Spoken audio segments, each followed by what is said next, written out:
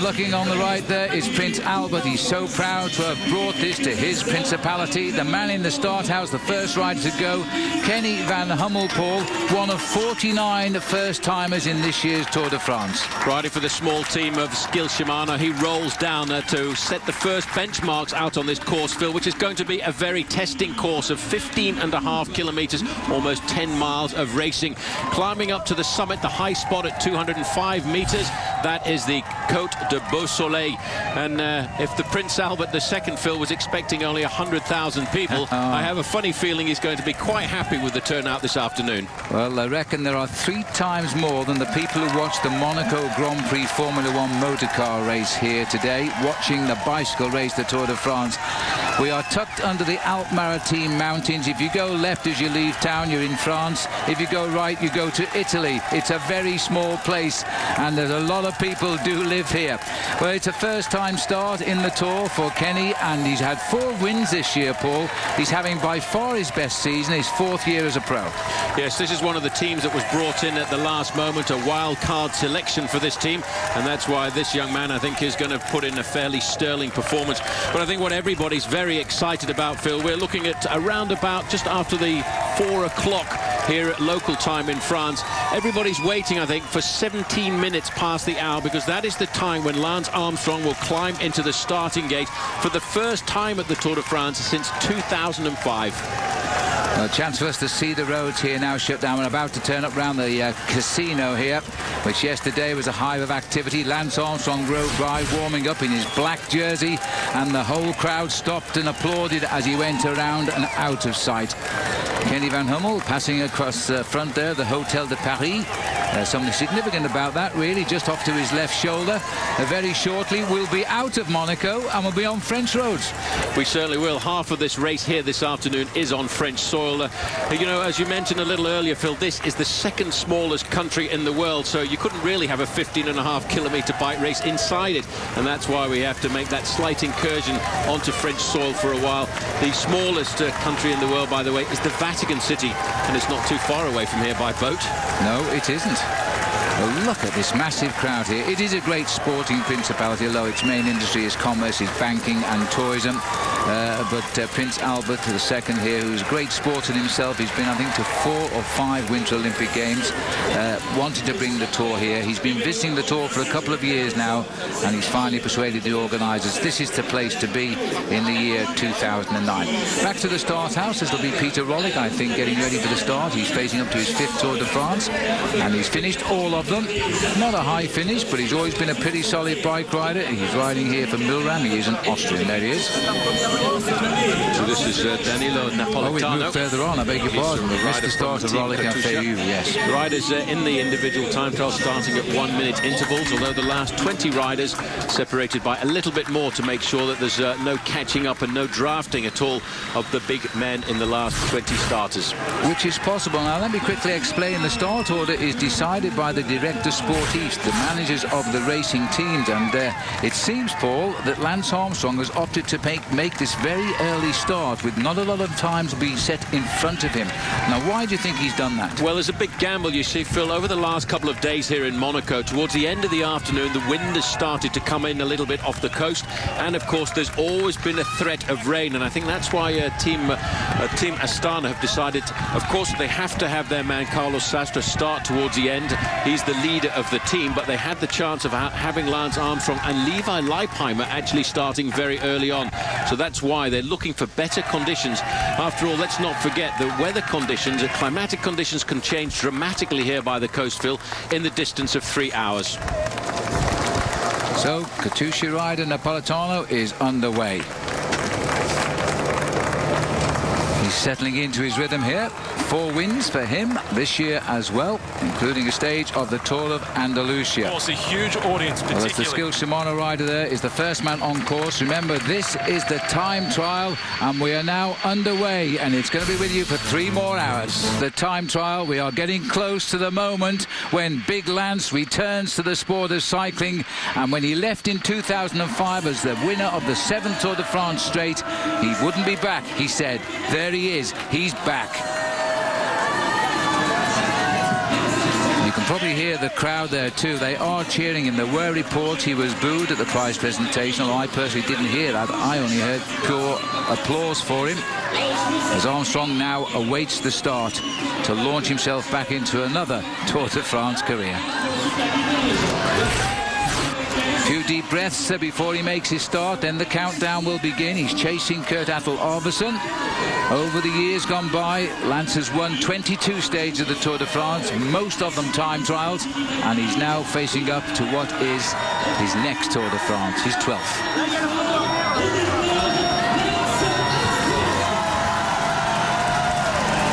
Well, quite a round of applause as he went down that ramp and now settles in. We'll know pretty quickly, or he'll know pretty quickly, how well he's going. The USA flag is on the left. Lance Armstrong is back in the Tour de France. Anything significant? He wears number 22. He's won 22 stages in the past.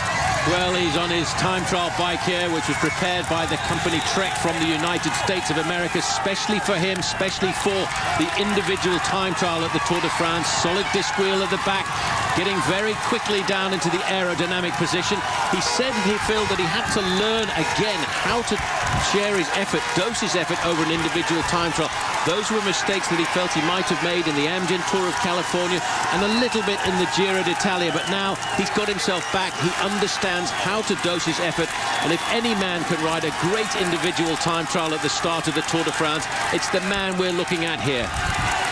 Lance Armstrong has climbed up from the basin from Monte Carlo. He's now heading up round towards the casino, and he has not got back in that saddle. He's working at this today as he tries to keep the revolutions up. Armstrong wants a good time. He has said it's not so much about time to win the Tour de France, but it might create a pecking order within the team.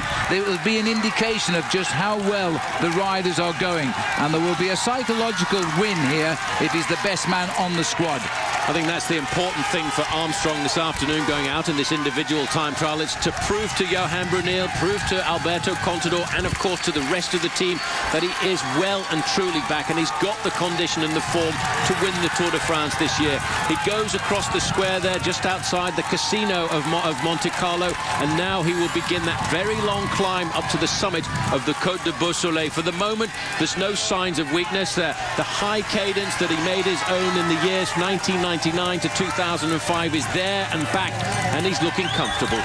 4 years since he left the Tour de France as a winner, intending never to return. Here he is back again, all because he was watching the Olympic Games on television and he thought, hey, I can still beat those guys, and he started to come back. But you know, in that interim period, he never let his body go to seed. Yes, he is 37, but this is a rider who continued to play at sport. 3 sub-3-hour marathons, a long-distance mountain bike race in which only one guy managed to beat him in 100 miles of rugged terrain. Armstrong has always been fit. He's honed that fitness, and I think over the next 3 weeks we'll all earn a new respect for him. One thing yesterday, Phil, I was very lucky to have a chance to sit down and talk to Lance about his form, and he did mention that he's actually lighter than he was before the start of the Tour de France of any of his tours between 1999 and 2005, and he felt that was because he participated in the Tour of Italy just about a month ago, and that may well be his advantage if we go into the mountains very early on. In fact, we go into the mountains after just 7 days of racing in the Tour this year. Best rider at the moment is the Frenchman Saïd Adou, 12 minutes 20 seconds at the 7.5 kilometer checkpoint, including the climb. So he's off to a good start in his first Tour de France for the moment. Little bit of picture catching there. Sorry about that, but we literally have to fly around the edges of the buildings here. They built Monaco by chipping out a big slice of the Alpes Maritimes, and it is a very small place. You can walk across it literally in just over an hour, or in our case at the hotel where we stayed, 10 feet, because the fence was in France. But I tell you something, Phil, this man is going very fast indeed. You just look how quickly he gets out of the saddle. Now, the reason he gets out of the saddle is to take the pace up once again. Then he gets down into the bottom of his handlebars, as aerodynamic as he can. His cadence and revolutions are looking absolutely superb here. Good study there of the back wheel. Solid disc wheel in the back of his aerodynamic machine, and that's to reduce the turbulence at the back end of the bike. If you can get a chance there, you can also see that his handlebars are fairly flat in the middle. That's to make them like an aeroplane wing. That is also just to add that little bit of aerodynamics to the front end of the machine. Pasamontes, Luis Pasamontes has now gone through with the best time at 12 minutes 11 seconds. We are getting faster and faster at that 7.5 kilometer check as we are staying here with Lance Armstrong. An image on our screens we never thought we would see again. A 7-time winner of the Tour de France. I am convinced that will never happen again, not 7 times straight. And here is Armstrong now, using every inch of the road, making sure he gets the best out of this 15.5 kilometer route at the shortest way possible. And every fraction of a second might well decide today's stage. That's the important thing. It really is maybe not about seconds at the end of the Tour de France, but seconds today and over the first week of the Tour de France are extremely important. You can see there he's riding on his large chain ring, and that's an indication that this man has got great power. Over to the left-hand side of that cluster of gears there, that's a low gear for the climb that he's facing up to. That's 7.5 kilometers. You can just see the race radio in the back of his skin suit there. He'll be getting information from Johan Brunel, who I am sure is in the team car behind him. And he too probably never thought that he would be in a situation like this again. And there is Levi out on course. He's making his run now over this 15.5 kilometer circuit. He's been on the road just over 6 minutes. Remember that Armstrong is in his teammate. Best time still standing.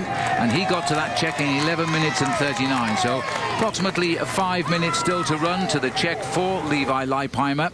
No change in the overall, but moments ago there was plenty of action out on course as we watch here Jerome Coppel. But just take a look at this, about 4 kilometers in, and this is Tony Martin of Team Columbia High Road, and he goes straight past Monderi, and that in a matter of a few kilometers, caught for a minute. And I feel that that is going to be significant. It might even match Armstrong's time, but he hasn't got to the checks yet. We'll keep you up in that, of course.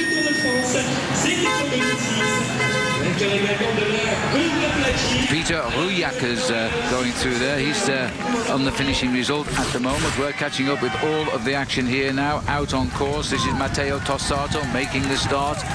Monderi is the last rider through the check. Martin has just gone through the check, Paul, in the best time.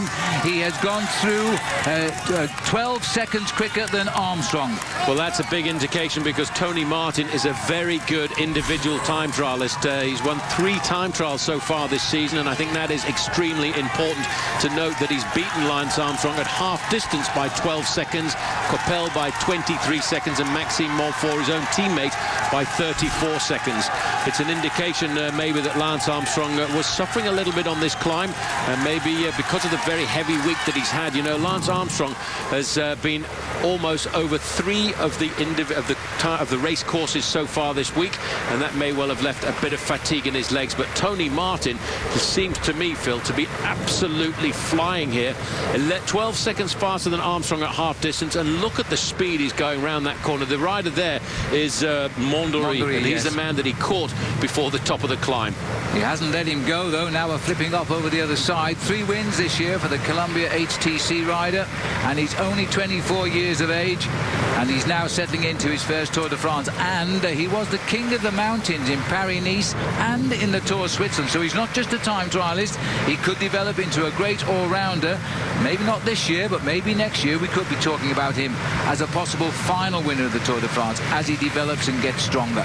Well, I think he's got the ability to go around these corners quite a bit faster, and he could open up the time gap on Lance Armstrong, because Armstrong, I think, Phil, was taking 1 or 2 of those corners slightly gingerly, and maybe because it's the fact that he's been away from the sport. Mind you, talking about that, Martin's taken that quite gingerly too. No chances taken at all here, and that's at the 5 kilometers from the finishing point.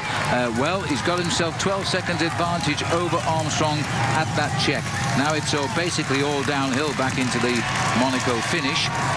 This would be a big surprise and might rock Lance a little bit, although he won't be seeing Tony Martin as a likely rival once we go out next week into the mountains. No, but I think it's a question of hierarchy in Team Astana, Phil. He wanted to do a good ride on day 1 to be able to prove to the squad that he is the man capable of winning the Tour de France this year. Now, if he doesn't do a great performance in the opening prologue, it doesn't mean he's not going to win the Tour. It doesn't mean he's not going to finish on the podium, but it is an indication that he may well have to hand the mantle of leadership across across to Alberto Contador, at least for the first week of racing. I must say, Lloyd Monduri here is hanging on and keeping in his slipstream. He's just about keeping himself legal as well, because the rules are you must fall back about 25 metres and you shouldn't ride directly in the slipstream of the rider ahead.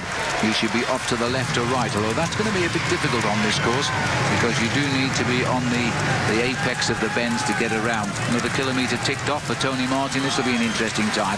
Heading towards the tunnel now before we're on to the finish on Quai Albert Premier. And Tony Martin won't be concerned about the whereabouts of the rider behind. He knows he's beating him already on the road by a full minute. But he won the third stage of a big race in France in March, the time trial stage of the Criterium International. And then in Germany, he won the fourth stage, which was also a time trial, in the Bayern Rundfahrt in Germany. And then he had a brilliant second-place finish in the Tour de Suisse. And I think that got him his final nod to come to the Tour de France. And let's not forget that he climbed up to second place overall in the Tour of Switzerland because of his time trialing ability. Now, how about that for a backdrop for the sport of professional cycling? Quite remarkable. I think that is the whole of Monaco down there. That's just about it, folks. That's all you get for your money here. And it's only about 5 kilometres long, I think. So as we look at these beautiful, stunning pictures here, Martin heading down to the finish, the race in the tunnel again. Levi Leipheimer on his way downhill towards the finish, but Tony Martin, our cameras aren't with him, but he must be very close to the line, and there he is. Martin, and still got the man he's caught for a minute, Mondry for company, and riding a bit too close now. But the time to beat is that of Lance Armstrong, 20 minutes and 12 seconds. He has got to do that. He's kept the speed on all the way, and Mondry has even gone over the top of him. That's not very gentlemanly indeed, as Martin now lines up for the finish. Keep your eyes on the rider on the second. It might confuse the clock, this, as two riders finish together, but around 20 minutes 3 seconds, I would think, because the clock confused there by the sprinting of Mondori. But I would say that that is certainly the new best time by about 8 or 9 seconds. We'll confirm that as soon as we know that, when they sort it out. Well, as we look down there at the Bay of Monte Carlo, Paul, Mondori a little bit cheeky there because he came over the top, confused the computer, but I think Martin's in with the best time by about 8 seconds. We're just waiting for the computer to sort that one out. But in fact, Mondori could well find himself in for a penalty tonight because he was a bit too close to Martin on that run into the finish. Back with Levi out on course. Well, Levi Leipheimer went through the first time check just 3 seconds off the best time of Tony Martin. Tony Martin's time has come in now, confirmed as the best time, Phil, at 20 minutes and 5 seconds, 7 seconds faster than Lance Armstrong. But can this man, Levi Leipheimer of Team Astana, turn that around to put Astana back on top? Well, interestingly, Armstrong went quicker over the second half of that race than Martin did, but he held on to his advantage, and 20.05. So we're back here now with Levi Leipheimer out on the main course, and he's having a bit of a problem with these corners. I think everybody is. This is a very technical course coming down off the top of the Côte de Beausoleil, and a lot of riders will lose time on the downhill section of the course, and I think that's why it was imperative to come out and look at the course this morning. David Miller has said that he wants to try and do a sterling ride here this afternoon, formerly a world time trial champion and formerly a stage winner at the Tour de France. Back down to the start house then. These are the big moments as Dave Miller in the start house gets the bleeps. Big moments for Dave Miller here for the American Garmin Slipstream team as he goes out. I've never seen him looking so sharp. He really does look good at the moment.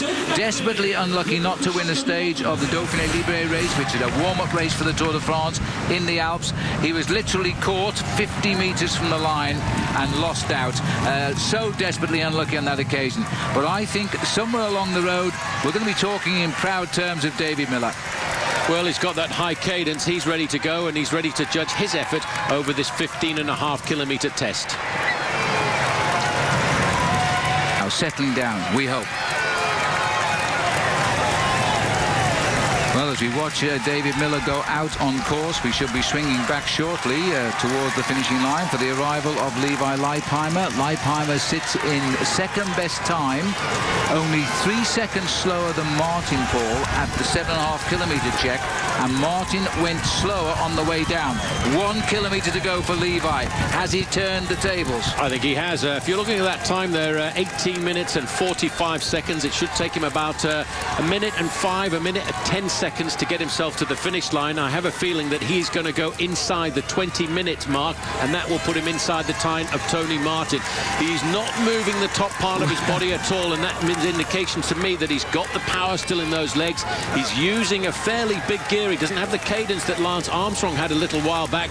As you can see, Gustav Larsson stopping the clock there with third best time, but the next man to come in will be Levi Leipheimer, and his time is going to be impressive. Well, I think he's certainly well up on Larsson there, so he'll be getting his way into the finishing line very shortly. Now, of course, he's the third prong of attack on the Astana team.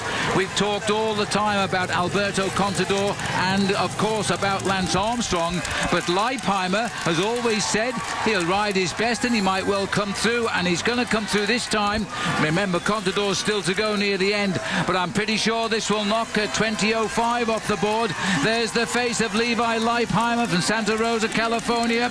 Grits his teeth through the chicane, lines up for the finish. Head goes down now as he drives towards the line. He's got 5 seconds to hit it. He makes it 20.02. Best time for Leipheimer. Well, by 3 seconds, I thought it might have been a bit more than that. There must be a slight rising wind in that final kilometre, because these riders are actually taking the final kilometre in a time of around about 1 minute and 15 seconds.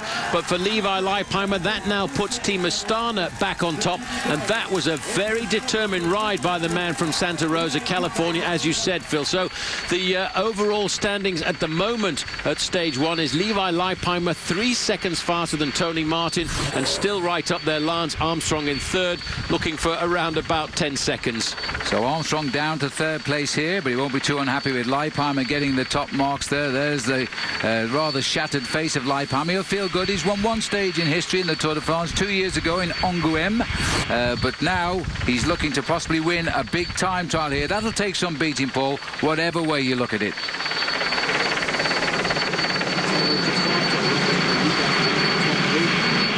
So just looking here at Matteo Tessato, as he's got the long, lonely road towards the top of Beausoleil. The sunshine of the rich and the famous and the best bike riders in the world are now competing in the opening day of the Tour de France. It all starts here this year. It's a long way to Paris. It'll take them 3 weeks. And at the moment, Lance Armstrong and Levi Leipheimer have strutted their stuff. They sit in first and third place in the results so far. But I have to spoil a little bit by saying there's an awful lot of men still to start. This is the world champion of the time trial at the moment, Bert Grapsch, underway. Now we'll see if Grapsch can repeat the form he was showing in the Tour de Suisse not long ago, but he's going to be stunned a little bit by some of the rides that have been done. Back to David Miller, out on course, also looking very fluid at the moment.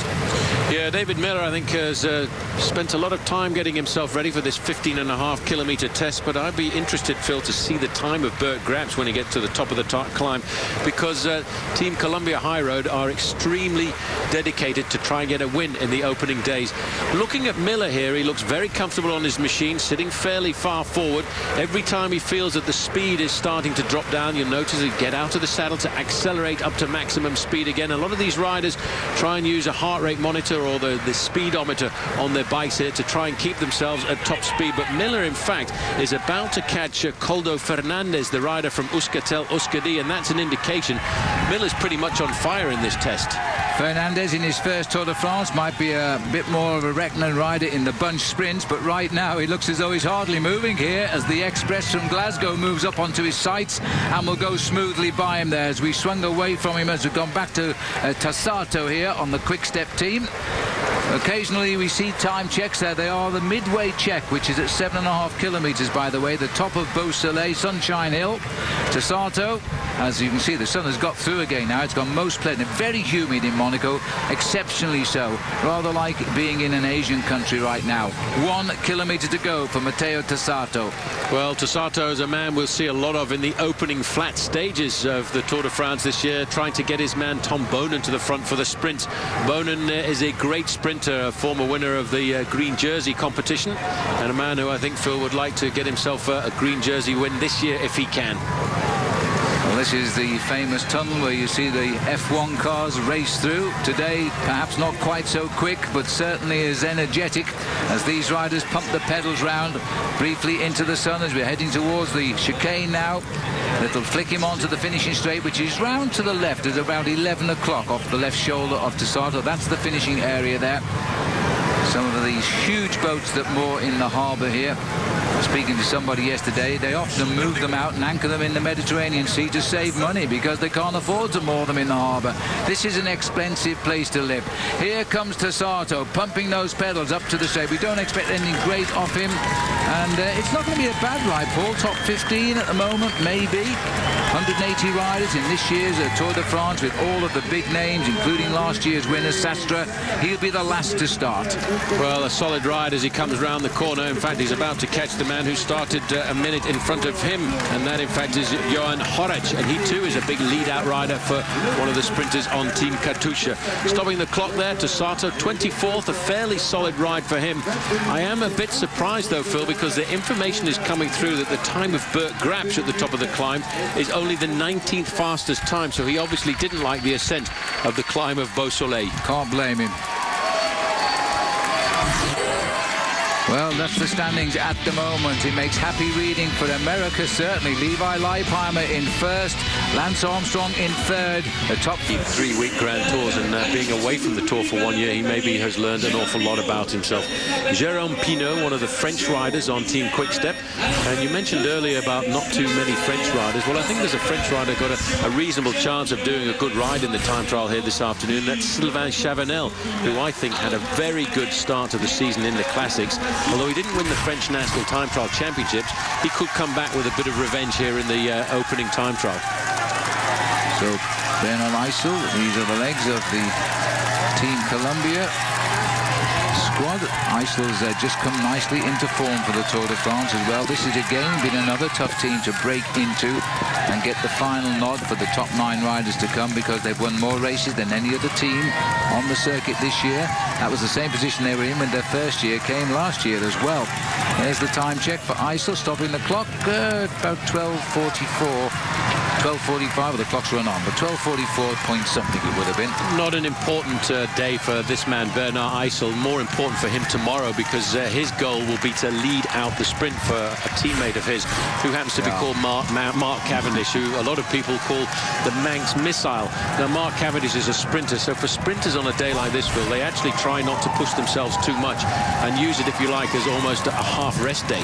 Yeah, because this is not the course where the sprinters are going to grab an early yellow jersey or get close enough to the big riders, I think, because of the hills, to look forward to perhaps winning a race. Just to remind you, by the way, that this is a real race on time, the Tour de France this year. There are no time bonuses whatsoever for winning or finishing second or finishing third on any of the stages.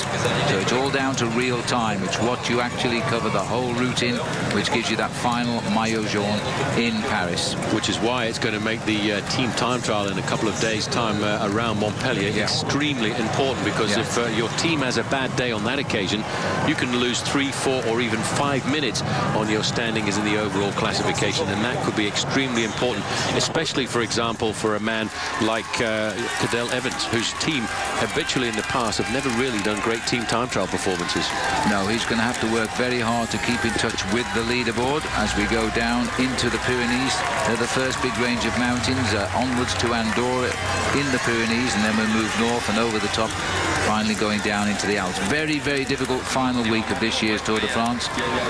Pierre Rolland is coming in here, and Bert Grapsch is passing through the picture. My goodness, Bert Grapsch, he's a long way off the pace for a world champion, and Rolland comes in 36th place. Everybody now who finishes outside of the top positions will be getting themselves back to the hotel as quickly as possible. They're trying to get themselves a massage.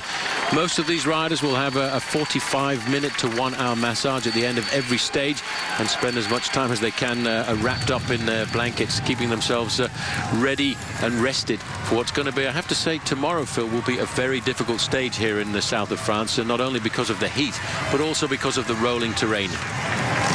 We're looking here at Bernard Eisel. He was 48th at the top of the climb. Not important for him, as I said, but his important role will come on the road tomorrow as we head down into Brignoles on a day which I expect will probably be ended up in a bunch sprint.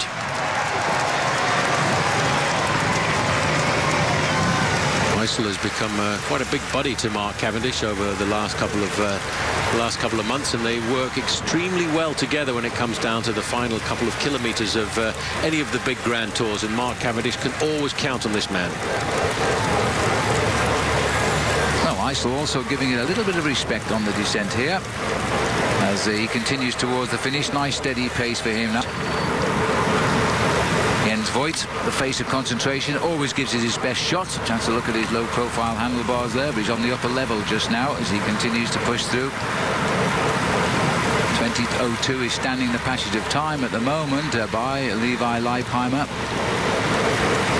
And as he goes down, past through the check, I have to tell you, Jens Voigt hasn't pierced the leaderboard at the 7.5 kilometers. Leipheimer should be safe for a while. Our live coverage here of the opening day of the Tour on Versus. Not much further for Bernard as he races back into the harbour here in Monte Carlo. This road has never been as quiet, Paul, as far as the traffic is concerned, because to get around this place, it's better to go by boat. It's very difficult to go anywhere by road. Well, there's not very much of Monte Carlo for you to get around by car because it's pretty much locked off. Just as a matter of interest, by the way, did you know that the average person from Monaco can cross the country in 56 minutes on foot? That is amazing. Probably the quickest way, too. It takes you about 2 hours by car. There comes Bernard Eisel.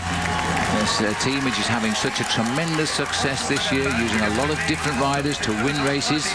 This has been a routine time trial, if there is such a thing, for this man from Austria. Just to get round the course, deliver a reasonable time, keep away from being eliminated, of course, and in 21:26. Without doubt, he's correctly earned the title now as the fastest sprinter in the world on the current racing circuit. There are very few riders in a straight sprint to the line can get near him now, never mind beat him, but he's not too good at going round corners by the look of it. Well, Phil, he's not really giving it full gas in the individual time trial here, because as a sprinter you need every little bit of energy that you can muster when it comes down to charging out of the pack at the end of 150 or 180 kilometre stage. So looking back there, I think Cavendish, he's taking it easy today, but Frank Schleck will not take it easy. It's extremely important for Frank Schleck to put in a big ride here this afternoon. 5th overall in the Tour de France last year. This is an important rendezvous for him. Frank knows what it's like to wear the leader's yellow jersey in the Tour de France. He knows what it's like to win on top of that revered mountain Alpe d'Huez in the Tour de France. But now it's another Tour de France and we all start again. Frank is riding this race, he hopes, by the end of it, in support of his younger brother Andy, who is amongst the bookies' favourites to win this year's event. And that these two boys are blood brothers, believe me, they go everywhere together. And they are two guys who just seem to enjoy life as a pair. Up the road ahead of Frank Schleck is Robert Gesink, and he's a rider who could finish in the top 10 in the Tour de France this year, and maybe he's also got a bit of responsibility on his shoulders to do a good individual time trial here, although the team leader for Team Rabobank of Holland is going to be Denny Menchov, who just about a month ago, Phil, was the winner of the Giro d'Italia. As we switch back to Mark Cavendish, although Gessink's been around a while, he's a rookie in the Tour de France, first one for him, and he's showing good early form. He was 4th the other week in the Dauphiné Libre race over similar roads to the Tour and over the Alps, so maybe he will be one of the surprises. Mark won't be thinking of the Alps or the Pyrenees, but he will be thinking of those long straight line finishes where he can use those legs. The British record for stage wins is 8, held by Barry Hoban, a Yorkshireman.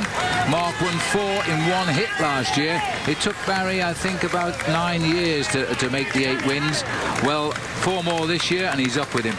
But I have to say Barry Hoburn's victories, Phil, were a little bit more varied because some of his were in the mountains and some were on the flats. So there's the legs of young Mark Cavendish. We swing back here to Yukiya Arashiro, who's still plugging on towards the finish of his effort, his first big effort in his first Tour de France. But this man is still on top as we tick off, gradually getting down to the finish, almost 2 minutes off the time of Leipheimer. He's going to come in with a time about 22:40, something like that. He's taken no chances on the way down. Very wise man. This is a young man with an old, mature head on his shoulders. He is a very clever bike rider. And he's got some clever bike riders around him as well, because let's not forget he's a teammate of George Hincapie, and Hincapie, I'm sure, will give him lots of information out on the road. And they seem to have generated a very good relationship together when it comes down to the final few kilometers of the run into the finish on the sprinting stages, because you can be absolutely certain when Mark Cavendish needs George Hincapie, he's never far away. As George Hincapie has gone, we've now gone back to the start house here to see Dave Zabriskie on the line. Former top man, silver medalist in the World Time Trial Championship. If he gets it right, he could win this. He's wearing the jersey there as the United States individual time trial champion, and yes, he has got the form to win a time trial like this. It's got the power. The only thing that will go against Zabriskie is a little bit of the technical part of the course on the descent, but over the last couple of years he's proved to be exceptionally good at the time trial. He in fact made his name to us in the opening time trial of the Tour de France in Noirmoutier when he beat a certain Lance Armstrong.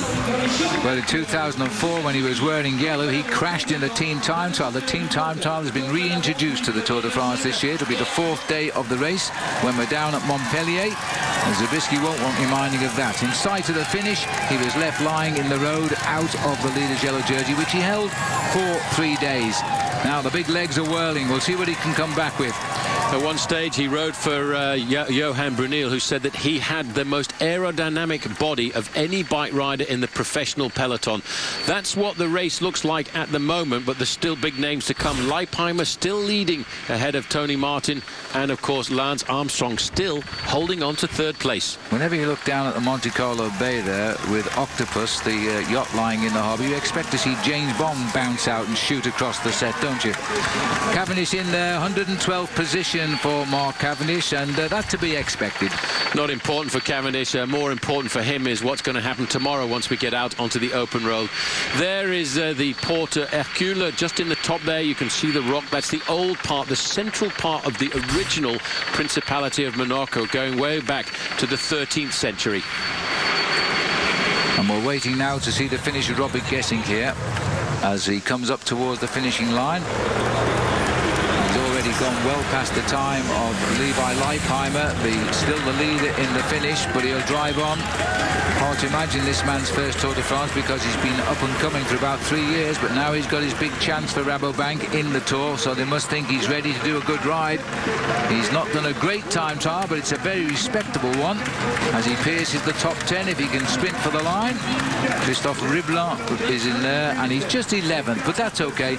Time is what counts. He concedes what will be 45 seconds at the moment to Leipheimer. He's a good challenger, a good name to maybe retain for a possible crack at the best young rider competition. That's a competition or a race within the race for any rider who is less than 26 years of age at the start of the season. Now this will be an interesting rider to watch here, because as we look down onto the shoulders here of Roman Kreuziger, this is a man who is looking at finishing in the top 10 in the Tour de France this year. Now he won a very good individual time trial in the Tour of Switzerland last year to the top of a very big mountain, and he may well lay the foundations for his top 10 place here this afternoon on this circuit around Monaco. He had a good year last year when he won the Tour of Switzerland. He went to the Tour de France. He actually finished in 12th place, and so I think he could well be a top finish this year, Paul. If it goes well, who knows? Well, he rode a very good Tour of Romandy and a very good Tour of Switzerland leading up to the Tour de France this year. This is Frank Schleck coming home now as he drives in. Another solid time from the former road race champion. That's passed over to his brother now as Frank comes home here. winner of the Tour of Luxembourg, finally broke the duck for the Luxembourgeois. And again, it just shows you that Frank is in here now to be a helper rather than a contender. 35th at 21.08. He's done his job, but he'll have to work for others on his team, including Bro Andy. I'm pretty sure that was the way I'm at the top of the climb. And there he is. He's literally dancing down here. He's clipping off every side of the road, but he's got to watch some of these corners. We've seen David Miller almost come to grief. Little bit of a speed wobble there, Paul, but for me, every time we catch a glimpse of Kreuziger, he is absolutely flying down the mountain. Just out of interest, the rider who's come back there is Jeremy Watt, and he was caught and passed by Kreuziger. Kreuziger's taking a lot of risks on these corners, Phil, and he now knows, he probably knows from his team manager on the radio that he's got set into his helmet, that he is so close to setting the brand new best time, and that's why he will take big risks going around these corners. But it is so difficult on these unmaneuverable bicycles to take risks going around the corners, because the bikes are made for speed, not for maneuverability. Well, last year he won the Tour of Switzerland coming into his first Tour de France. This year he only finished third to Fabian Cancellara, who's yet to start. Now these two are going side by side. About an hour and a quarter ago, this was the situation with Tony Martin. He also caught the man in front who wouldn't get out of the way. But you know, the fact that Jeremy Roy has gone up front, it could actually be helping Kreuziger here to go even quicker. Porriol comes up to the finish, but I don't think he'd worry quite so much, although at the moment he might pierce the top 15. Well, it's not a bad ride for this young man from Cofidis. He's probably going to pierce into the top 15 with a ride that once again has been quite solid out on the course. He's rivaling the time here of Maxime Montfort, and in fact he's gone inside of that time, just losing himself 34 seconds. 7th place at the moment. Rémi Porriol, that's a very good ride for the Cofidis rider. Let's go back out and see the tandem out here now as they ride in quite correctly, just on 3 meters apart, which is what they're supposed to do. Kreuziger not far away from the finish now. Leipheimer's time obviously is going to be a big challenge here. Jose even Gutierrez makes his start, former time trial champion of Spain. Yes, and a very good time trialist as well, and he knows this kind of course could suit him. I think this ding-dong battle we're looking at here, Phil, between Kreuziger and Roy on the other side of the road there, may well give the advantage to Kreuziger. It'll get him a little bit angry and get his speed up over the last kilometre, and that may well give him the couple of seconds that he might need to get ahead of Levi Leipheimer at the finish. Going around that precarious hairpin bend now is Dave Zabriskie. He was 10th at half distance at 28 seconds, but I think for Zabriskie he's more at home now on this last 2 or 3 kilometre section where he can use his big gear and his aerodynamic position. But it's so technical the way he's going up there on the way down. Into the distance goes the former world junior road race champion Roman Kreuziger. He won that title as a youngster back in 2004. He's still only 24 years of age, this man. He is a sensational star of the future. I expect him to make a top 6 finish in the Tour this year. I didn't expect him to make the best time in the time trial, and it could be the case. Well, it's going to be touch and go. In fact, he's been in the saddle for about 19 and a quarter minutes. The time to beat is 20.02 of Levi Leipheimer. We'll have a chance to see when we look ahead there. There's the corner. That's around about 450 meters to go. So, you know, this is going to be extremely close indeed as to whether or not Kreuziger goes ahead of Levi Leipheimer. Well, as he comes in now, there is the walker. It's a time to beat 20.02 at the moment. And as he comes up towards the line now, is Kreuziger. 1945 is going to be desperately close. I think he's got the best time here. It's going to be close, but Kreuziger now gets a sight of the timing board. He'll drive to the finish. This may be just not quite good enough as he heads up towards the clock, goes into 20 minutes, 21, 22. He passes and stops the clock in 24. So it looked good, but Leipheimer has lived to win again. He's in second place. So Levi Leipheimer still leads in this opening day of the Tour de France with the time trial. But wow, we don't want too many shocks like that, and there's still some big names to come. We'll see you again. He's showing some, but in the distance you can see Andreas Klöden, who's just caught and passed him as if he was standing still. And Klöden, dare I remind you all, is a member of the Astana team as well. They are really laying down the odds today. This is a look back moments ago. This was the catch. Now watch this. Klöden goes goes for the inside, the left-hand side of the road, and I don't think Sorensen realised he was coming. He just went to the inside. Whoops, time to change, and he got round the outside ever so quickly before that bend up there and just kept going. He was gone. Dave Zabriskie coming into the finish. Remember, we're live here on Versus, as this is now David Zabriskie coming home. 15.5 kilometres at an end, the time 20:02. It's still a very respectable time for Zabriskie. He has come down pretty well, hits the line in 6th best time so far. A good ride for David Zabriskie. Or whether in fact it's going to get beaten here by his own teammate, because Andreas Kloden is a very good individual time trialist, and it may well be that he is going to create a bit of a surprise here for Team Astana by putting himself on the top end of the party. Well, we're watching Stef Clement. We were departing. I have to tell you that Christian van der Velde left just before him, but our cameras didn't show him leave the start house. But he is out on course, a minute in front of Stef Clement, as we continue to follow, or we were continuing to follow, Andreas Kloden. Now this is Andy Schleck. Final adjustment of the eyeglasses there. Andy Schleck, the younger brother of Frank, is underway. An awful lot of people, especially in the UK, reckon this man might be in the top 3 in Paris. Well, he's had a good Tour de France. He's finished second in the Tour of Italy. Maybe this is the year.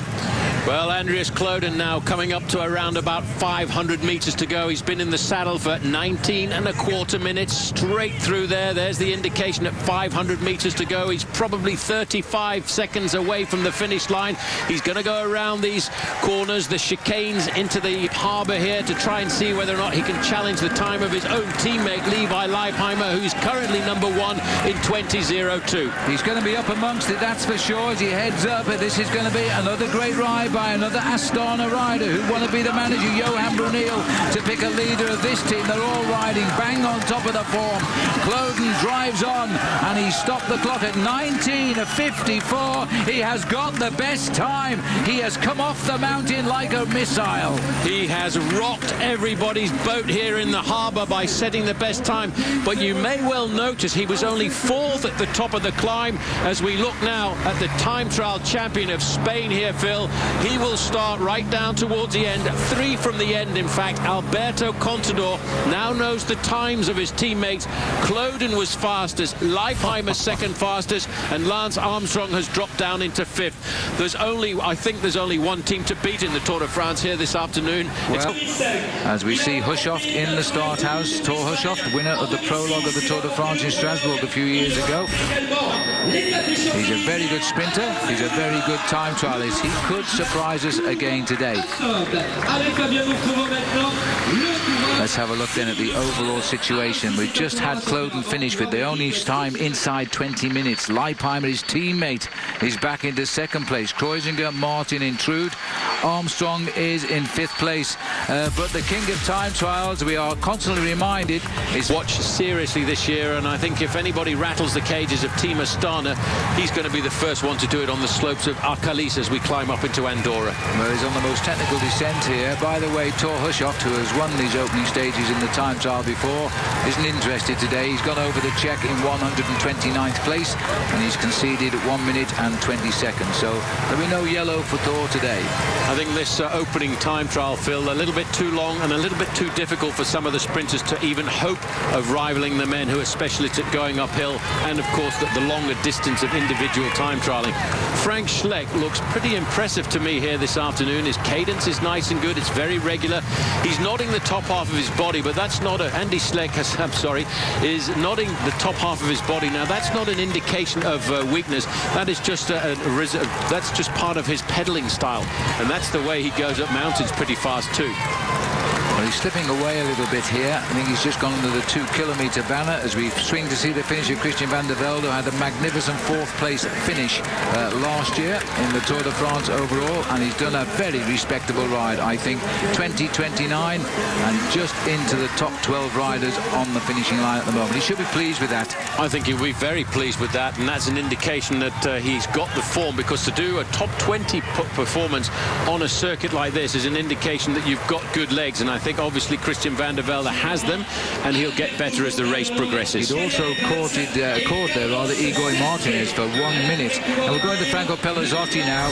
He's never done a great ride in the Tour de France, but he's touting himself as a podium finisher this year, and he's had a very good ride in the Giro d'Italia, and he really wants to finish on the top 3 places on the Champs-Élysées in 3 weeks' time.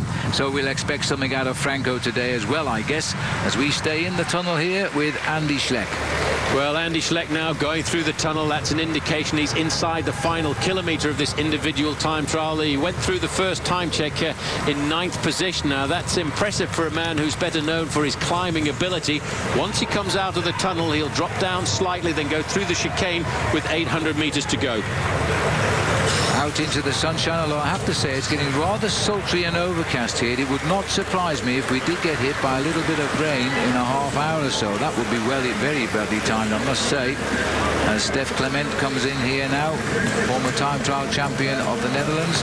He's going to go over 21 minutes though, so it's not been a great ride. Look how much time he's conceding now to Andreas Kloden. Just on 21 minutes for the ride. Now inside the chicane, he's gone through the chicane inside of 400 metres. This is a solid ride by Andy Schleck. As we said, he's a fantastic climber. He's going to finish inside of the top 12, 13 places, and I think he'll walk away tonight very satisfied with his performance. White jersey winners, best rookie in last year's Tour de France, his first. He's now looking for the yellow to take home to Luxembourg this year. Is he off to a good start? I would say yes with a time like this. He just kicks for the line, crosses it 20:32, and he's got himself about 12th place, so that's a very good time. He'd probably slip away maybe to 15th, 16th because the big it's away from taking his start, and he must be feeling very heated inside, Paul, because he knows he can win this.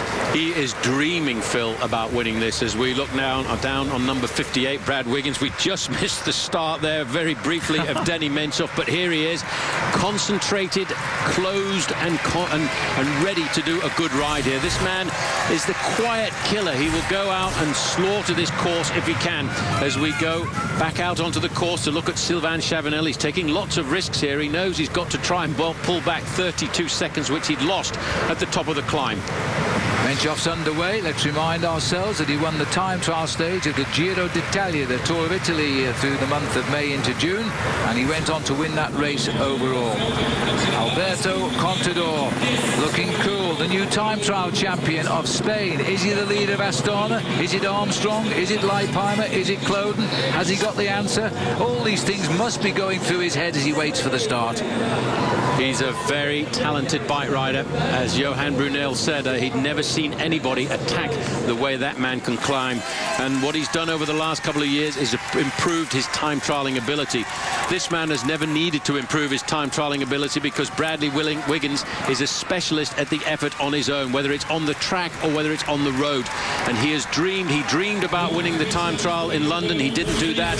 It was left up to a man like Fabian Cancellara. This man, you can see the World Championship bands on his shoulders there. Champion of the world in the individual time trial, champion at the Olympic Games, now hoping to be the champion of the time trial here at the Tour de France. He didn't ride the National Time Trial Championship a week ago in Switzerland, which he would have been the defending champion of, because he wanted to concentrate on the road race. He won the road race, which he'd never won before, and he was delighted with that victory. So from tomorrow, we'll see him ride in his national road colours, which is a red jersey with a white cross of Switzerland on it. Christophe Moreau coming in. He's not the rider he was now. As he races it up, he'll slip out to the hundreds, I think, as he races it. Oh, I'll do them an injustice. 98th. Well, I think when the next big names come in, Phil, he will drop out of the top 100. Well, you say he'll slip down a fraction. Let's get back to Fabian. Here we go.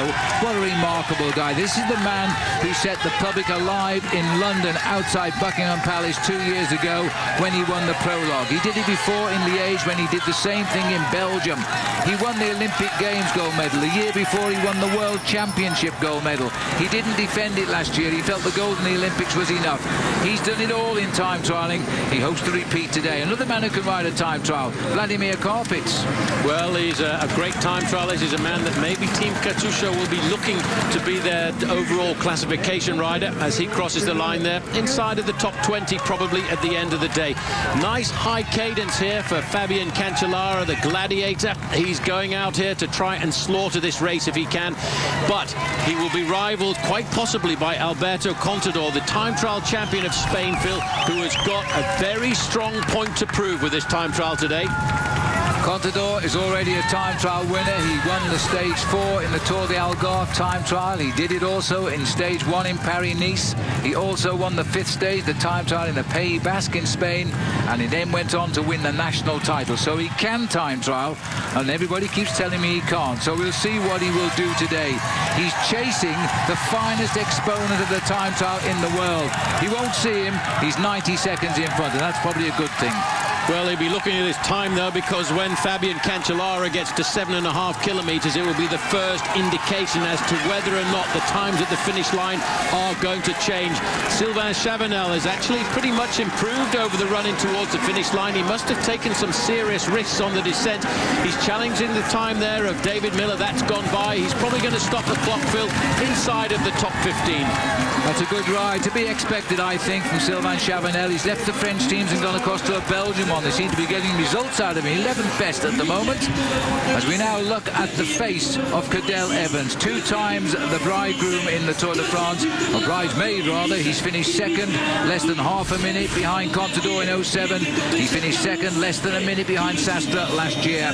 He says he's ready, and he is changing his ideas. He's an attacking rider now. What's more, Paul, he is a very, very good time trial rider. He's an excellent time trial rider. He won himself a time trial at the Dauphiné Libéré this year, and I think this afternoon he's out to prove a point to everybody that he's back in this race with a great chance of winning it. And I think this time trial course here at 15.5 kilometres, Phil, with the climb to start and the descent later on, is something that will suit his abilities. 2 wins this year, as Paul said. 1 win came in the Dauphiné Libéré, a race he led for 2 days, 1 day, and then got worked over by Contador, who teamed up with a rival from Spain, Alejandro Valverde, and poor old Cadel got worked out of the first place. He finished second in that race. A little bit of a technical problem with his gears there. He seemed not too happy with the way things were happening, but it sorted itself out as he climbs his way up to the casino. Now, the fact that Cadel Evans, Phil, is out on course means there's only 1 rider left to start the time trial here at the Tour, and that, of course, is last year's winner, Carlos Sastre. Up to Denis Menchov, winning the time trial stage in the Giro d'Italia race. He went on to win. He's won the Tour of Spain as well. In fact, he's won it twice. And now all he needs is a victory overall in the Tour de France to go away as the 6th rider in history to have won all 3 races. I think that's a tall call. But nonetheless, Menchov, the quiet man of world cycling, he lets his legs do the talking. He certainly does. He's a solid man, a difficult man to get rid of in the mountains, and over the last couple of seasons he has also improved his time trialing ability. As you can see, nearly every one of the riders here this afternoon has used a solid disc wheel in the back, as you can see. But according to my watch, Paul, Sastre should have started. I can't believe it, but our cameras have not gone down to the start house to see the defending champion go. But he must have gone by now. Well, maybe our cameras. Here he is. We caught him up, or rather, well, we caught him up. We've caught him up. Sastre is away, the defending champion. He's not wearing a yellow jersey, which is interesting. Sometimes the defending champion, they do. Sastre's worst ever finish, this is 9th Tour de France in a Tour de France, is 21st back in 2005. His other finishes have been top draw and top 4.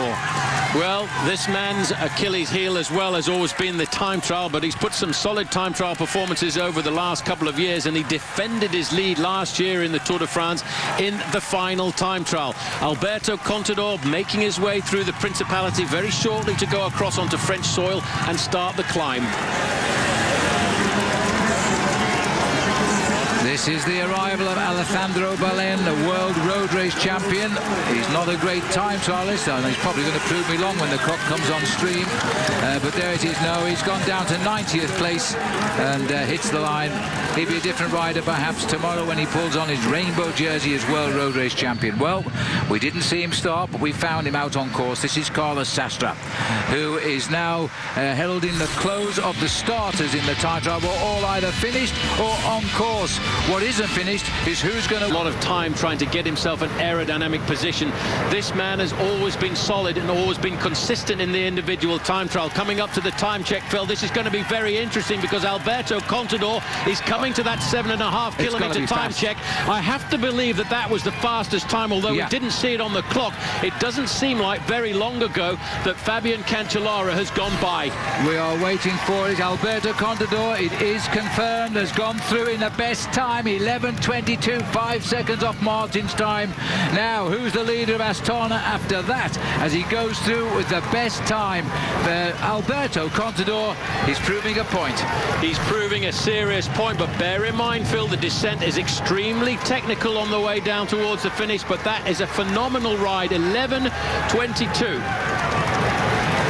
11:22 at the 7.5 kilometre check for Alberto Contador. There's only 1-2 riders behind him. Situation: Contador, Tony Martin, Bradley Wiggins of Great Britain is 6 seconds behind Contador at the same point.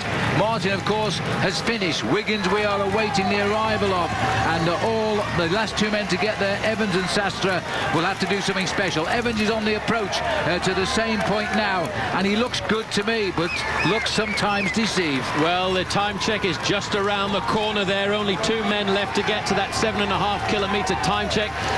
Evans looks good, and I think those Aussies at the side of the road there are hoping that this man is going to bounce up there like that kangaroo. No, they're definitely Australian flags, believe me, as Cadel Evans now dances up towards the time check.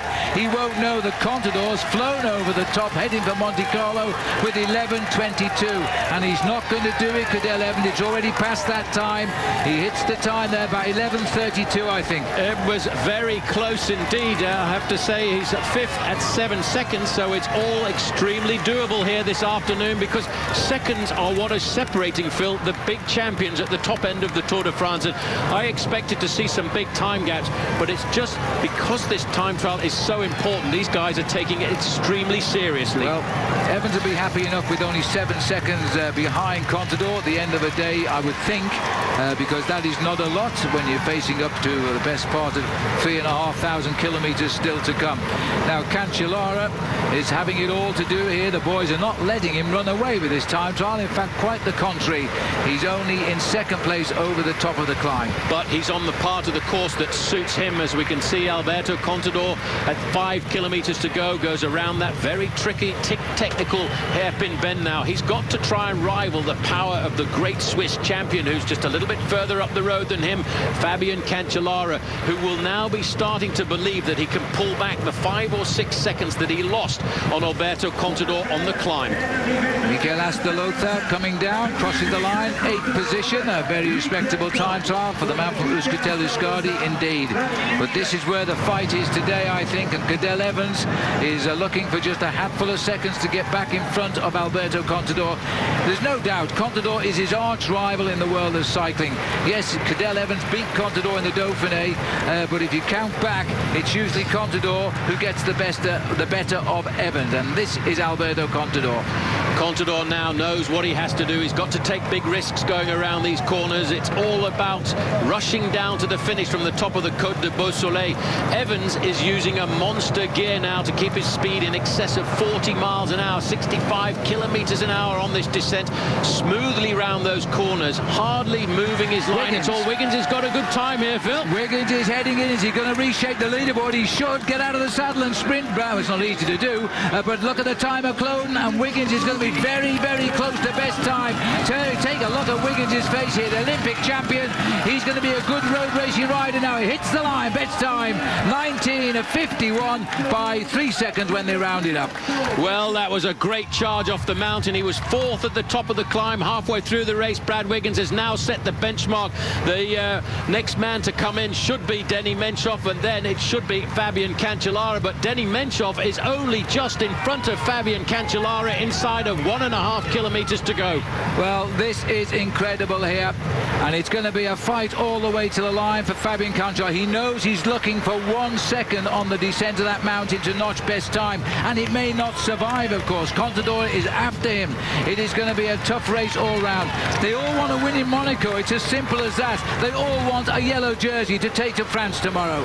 Well, he's got the advantage now of seeing the cars being pulled off from behind Denny Menchov in front of him. That will be almost like having the carrot in front of the donkey or the rabbit in front of the greyhound. He will look as far as he can to push himself so deep to the speed that he knows he can attain. Situation at the finish: Wiggins, Kloden, Leipheimer, Kreuziger. That's the situation down there. It's going to change again, believe me. Cadel Evans dodging between the stone walls of Monaco as he heads back to Monte Carlo.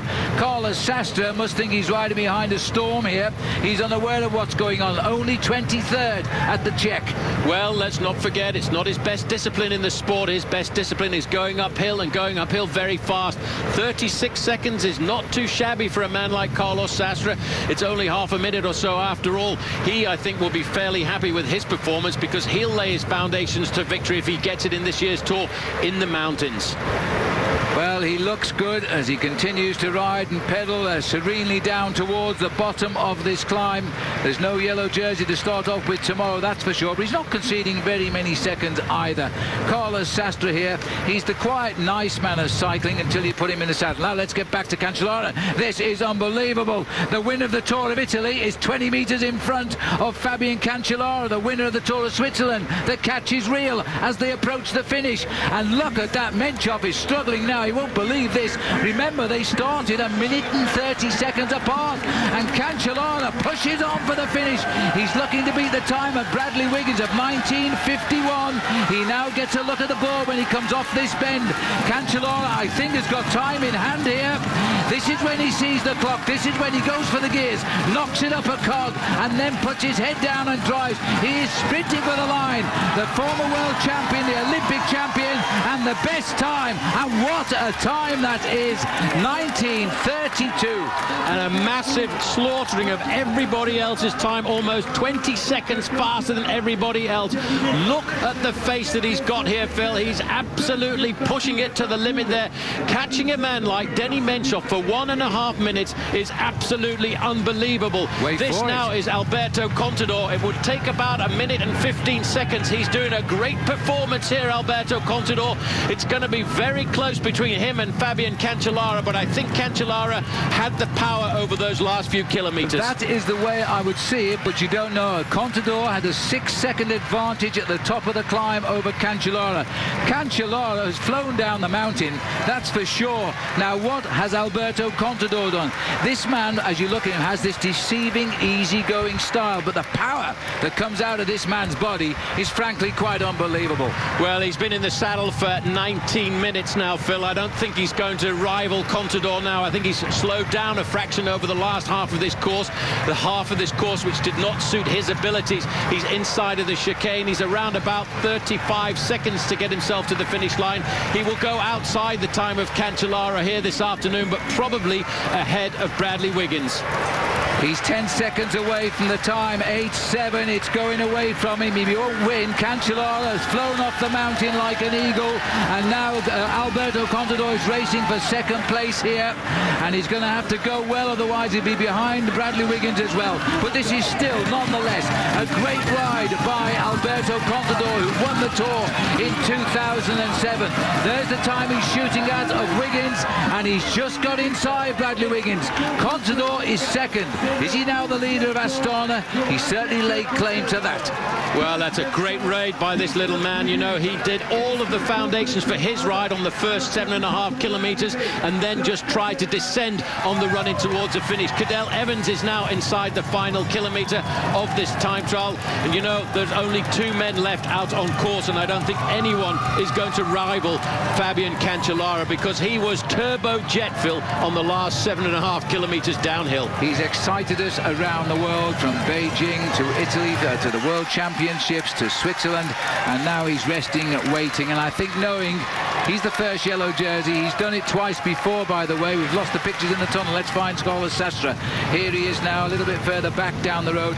A rather solitary, lonely figure from this time last year, because that's life in a time trial. It's not your speciality. You've got to get round as best you can. Well, don't put him into the box just yet, because we see a lot more of Carlos Sastre when we get into the mountains and into the Pyrenees in a week's time. Evans is doing a great ride here, but he's not going to rival Fabian Cancellara, but he may well rival Alberto Contador. Evans lines up. That's the face of a man looking to win a Tour de France after 2 years finishing in second place. Contador's time is 50. I don't think he'll get there, but he won't be far away. Cadel Evans is going well in this year's Tour de France. He's saying that to us now. He drives up towards the line. He's looking at Cloden's fourth place. He's gone one behind by fractions of a second. Fifth for Cadel Evans. Well, he'll be happy with that, Phil. It's solid. It keeps him right up amongst all of the top names of the Tour de France this year. It's a short, violent effort for Cadel Evans, but it's a way to win it. And this man knows that he's won it. He congratulates Alberto Contador. That's a great ride by Fabian Cancellara. He's had a difficult season, but he's fought his way back to the top. Cancellara wins for the third time the opening day of the Tour de France in the time trial. He's done it in Belgium, he's done it in England, in the UK. He's now done it here in the Principality of Monaco. Meanwhile, out on course, the last man who was first last year, Carlos Sastre, is coming home. He'll get a huge cheer nonetheless. He's the last kilometre down the road there, so he's going to be looking at around a 20:30, I reckon. Yeah, but it won't be too bad for him. There's a lot of riders gone outside of 20:30. He will look to hope that his team can pull him back into this race in the team time trial, which is going to be around Montpellier in a couple of days' time, and that's where he will try and pull himself back a certain amount of time. But for him, it's the start of a long quest to try and defend the title that he took last year, pretty much on one single stage, and that was the massive attack that he put in on the slopes of the Alpe d'Huez, damning everybody else to around about a minute and a half behind him. So as it begins to go from hot sunshine to early dusk here now in the Principality of Monaco rather, in Monte Carlo. This is the last ride of the 180, the last member of the Race of Truth Club, as he swings onto their Quai Albert Premier as he now races down towards the last couple of hundred meters. The clock has long since gone by the great times. He's looking at the 11th time, now to the 12th of Astalosa. He's outside the top 12 for sure. He might only just scrape into the top 20. There's a lot of guys in here now as he comes up towards the line. But watch for this man in the mountains. We will be talking about him once again very affectionately as a brilliant mountain climber. He'll just be glad day one of the Tour de France is behind him, but it's not the end. It is only the beginning, believe me, for Carlos Sastre. 21st place on the line. But look at the gap. A minute lost over the first 20 riders of this race on only the first opening stage of 15.5 kilometres. Yes, that's a lot of time to make up unless you can climb a mountain quick. And remember the visions of Sastre, Paul, and Alpe d'Huez. He galloped all that time back and an awful lot more a year ago. Tour de France, and what a finale. Fabian Cancellara, who went out the start house fourth from the end of the field of 180 riders. He delivered a killer blow. He wasn't the best time up the mountain, but my goodness me, he came off that mountain to leave everybody dust in his wheel tracks. It was a brilliant ride by the man who's won everything in time trialing: world title, Olympic title, national title, Tour de France prologues, now the opening stage of this year's Tour de France. He's in yellow tonight, and he'll be taking that back to France tomorrow when the Tour de France waves farewell to Monaco, who has treated this race with the respect it deserves. By the time Cancellara reached the finish, he caught Denis Menchov, the winner of the Tour of Italy and the winner of that Tour's time trial. He caught him for 90 seconds to set the best time. It's almost unthinkable, to be quite honest. The face of the man coming up, Spartacus in full flight here. Let's have a look at the results. Cancellara, his time 19 minutes and 32, a massive 18.5 seconds ahead of the very hot, feisty Alberto Contador. Bradley Wiggins in third place. Cloden gets fourth. Here we are on the podium. He's pulling on a jersey here. Actually, he's the road race champion with the red jersey with the cross on. He'll wear that tomorrow. No, he won't. He's in yellow, of course. He salutes the crowd as winner for the third time in his career of the Tour de France opening stage. Fabien Cancellara. I have to say, Phil, he's got to be more than impressed with himself with that ride, because he pulled back 24 seconds on Alberto Contador in the last 7.5 kilometres charging downhill. Prince Albert at the second, congratulating him. Bernardino, 5-time winners on the left, smiling. Eddy Merckx saying, boy, you're something special. Bernard Thévenet, another twice winner of the Tour de France. Stephen Roach, the only Irishman to win the Tour de France. They're all there. All the big names are there congratulating Fabien Cancellara. They know what he did. They know what he went through to get himself that victory. He was a man possessed here this afternoon. He knew he had to defend on the uphill portion of the course, but once he was released from the uphill part of the course, he charged down. That's Bjarne Riis there, by the way, the winner of 1996, congratulating his man.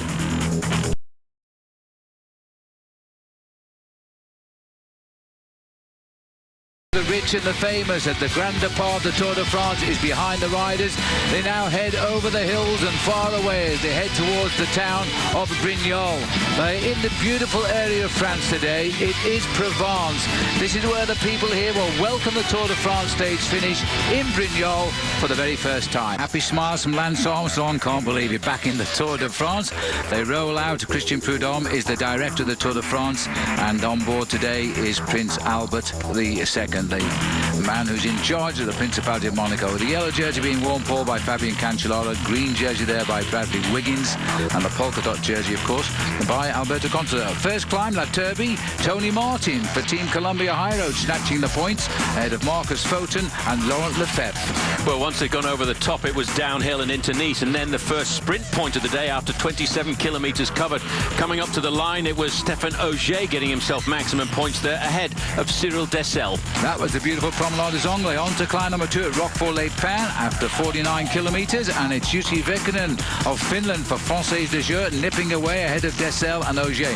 Then the first crash of the Tour de France. Frank Schleck on the left of our picture, looking a bit the worse for wear. Also Christophe Moreau in the blue and Igor Anton adjusting his bike in the orange there.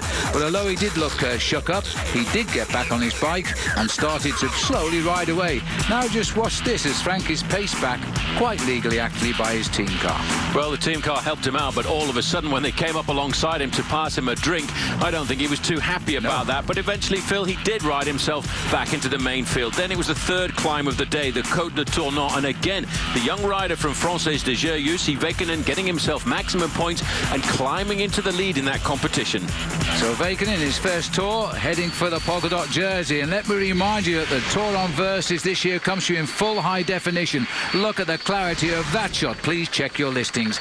We're now on stage 2 of the Tour as we head towards Brignoles. Dare I tell you, look for the weather. It is extremely hot. It is also very humid, and only a light wind to cool us all down today. But what a beautiful part of the world, Paul.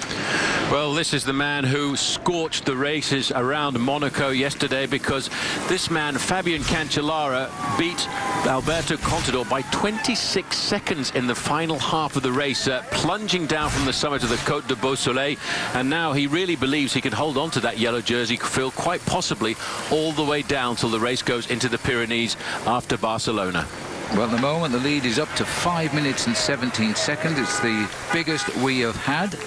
96 kilometres still to race as well. Heading up towards the next sprint here at Fayence, which takes us to the 92-kilometre point. We'll see a little sprint, I think, because there's green jersey points.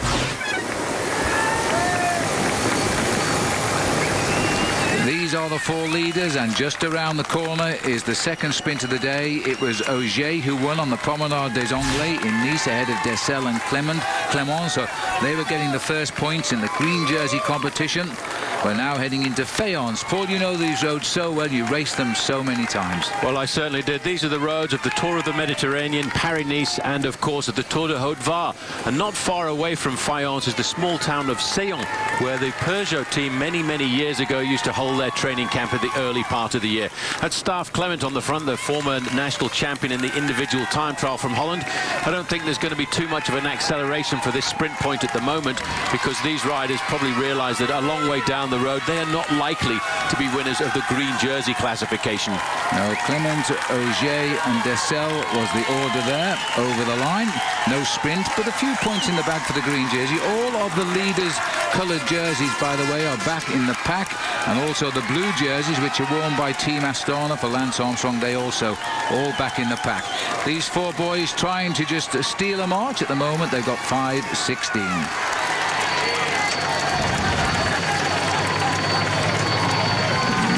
So as you can see here, just a reminder that those green jerseys, when they're all together like that, are in the big peloton together. As time goes on over the 3 weeks we're here, they might not be in the same position together.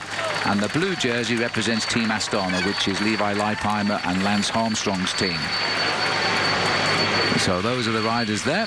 And just to remind you, the yellow jersey being worn today by Fabian Cancellara. The green jersey is on loan from Cancellara because he's also the leader on points, being worn by Bradley Wiggins of Garmin Slipstream.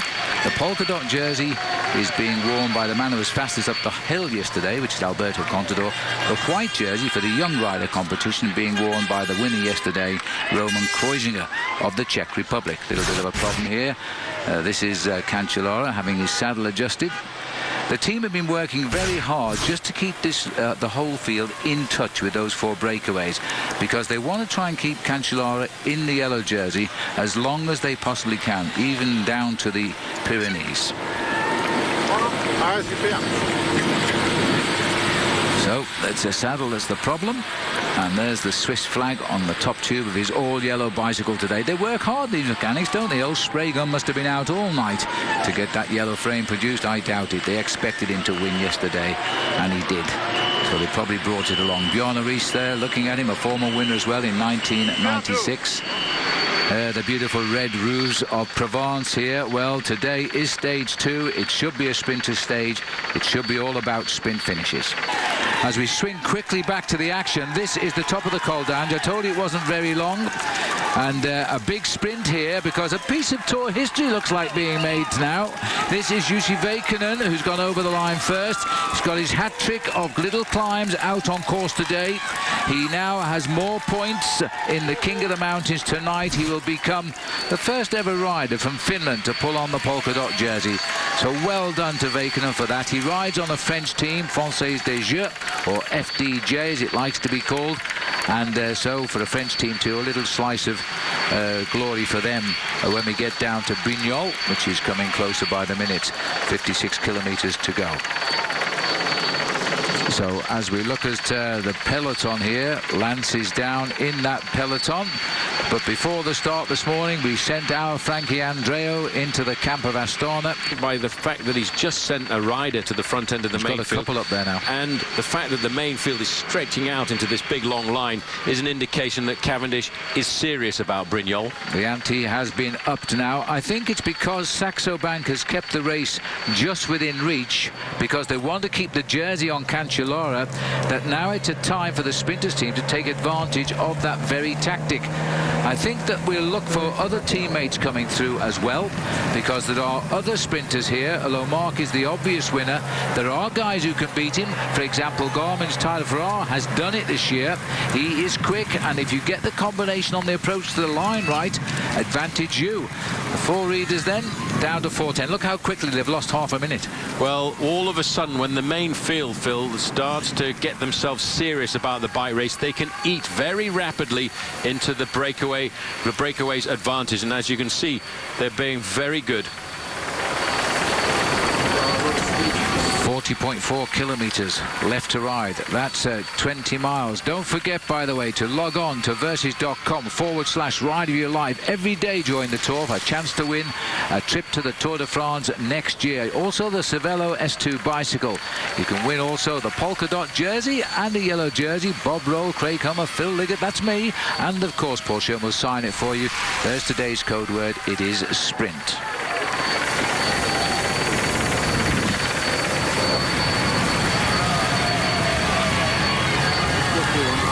Let's have a little pan down the group. Two Team Columbia riders breaking into the Saxo household, and they're quite happy.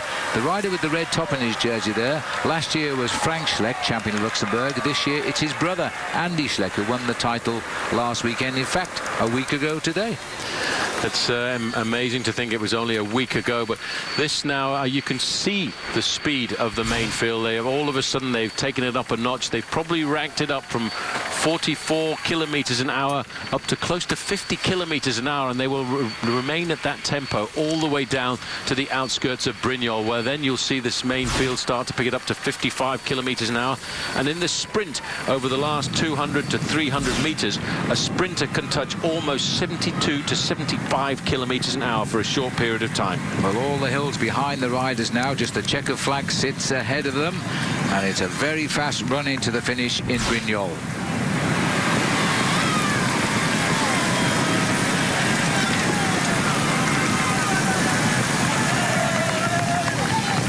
Well, as we're looking here, the face of Väikkönen, he is the rider who is going to be the first Finnish boy to pull on the polka dot jersey. Well, there are other fast events, of course, on there. They seem to know everything. There doesn't seem any much point in doing it when the computers give all the answers. Doesn't work like that, does it? But the boys from Cervelo and Team Columbia now, there's the 15 kilometers for the peloton. They're closing in pretty fast, Paul. Astana, interesting this, isn't it? They brought all the team up to the front, which includes Lance Armstrong and Alberto Contador. It's important for them, Phil. Of course, it's not really important for them to try and win the stage, but it's important to make sure they don't get involved in any of these silly crashes like that can very much easily happen in a day like this. And that's why Alberto Contador, Lance Armstrong, Andreas Klöden, Levi Leipheimer, all of the Astana squad are up at the front end of the main field, making sure that they reduce the chance of being involved in an accident like that. 41 seconds is the gap. Jussi Väikkönen on the front. He's grimacing, but he is a leader of the mountains when he gets to the finish today.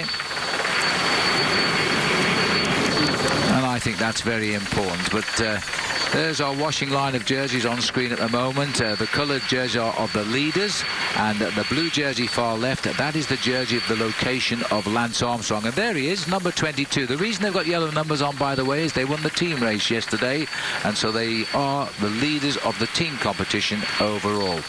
All in the peloton when the jerseys are all together. I'm sure that won't always be the case over the next 3 weeks. Yellow numbers on Astana there, Paul. 22 is Lance. Down there too is the polka dot jersey, which is being worn by Lance's teammate, and that is Alberto Contador. He's lost the jersey now to Väikkönen up in the breakaway today. As you say, he won't be too worried about that. He's not concerned about that at all. It's great to see that despite all the talk in the press, Phil, about the breakup in the team, the divorce between Armstrong and Contador, they're riding now as a solid professional squad. And I think that's the important thing to remember about Johan Brunel. You know, he's directed 8 victories at the Tour de France, and not to forget, he's also directed victories at the Vuelta a España and the Giro d'Italia as well. But he's the man who's got to rally this team together. Despite all the things that are being said in the press, he's still got to win this bike race, whether it is with Contador, whether it's with Klöden, Leipheimer, or even with Armstrong. And he's the man who's got to keep them together as a gelled group. And they're doing a fairly good job now, because they're all pretty much together at the front end of the pack on the right-hand side. We've briefly gone back up to the leaders here, but we're looking at 32 seconds. You better get a good look at them now, because they're going to be lost in a melee of 176 chases any second now. See in the front of that peloton, we've seen the one Cervelo rider, and I think in fact it's Volodymyr Gustov who's doing the work from the Ukraine there. But not just for Thor Hushovd, Paul, because Heinrich Hausler is also a fast finisher, so they may have a decision to make on the running. Well, it depends how Heinrich is feeling. He had a fantastic start to the season. He almost got himself the victory in Milano Sanremo when he was trying to lead the sprint out for Thor Hushovd, but Hushovd didn't get onto his wheel, and all of a sudden the Aussie German was off the front end of the pack, only caught and passed in the last few meters by Mark Cavendish in a very dramatic lunge for the line.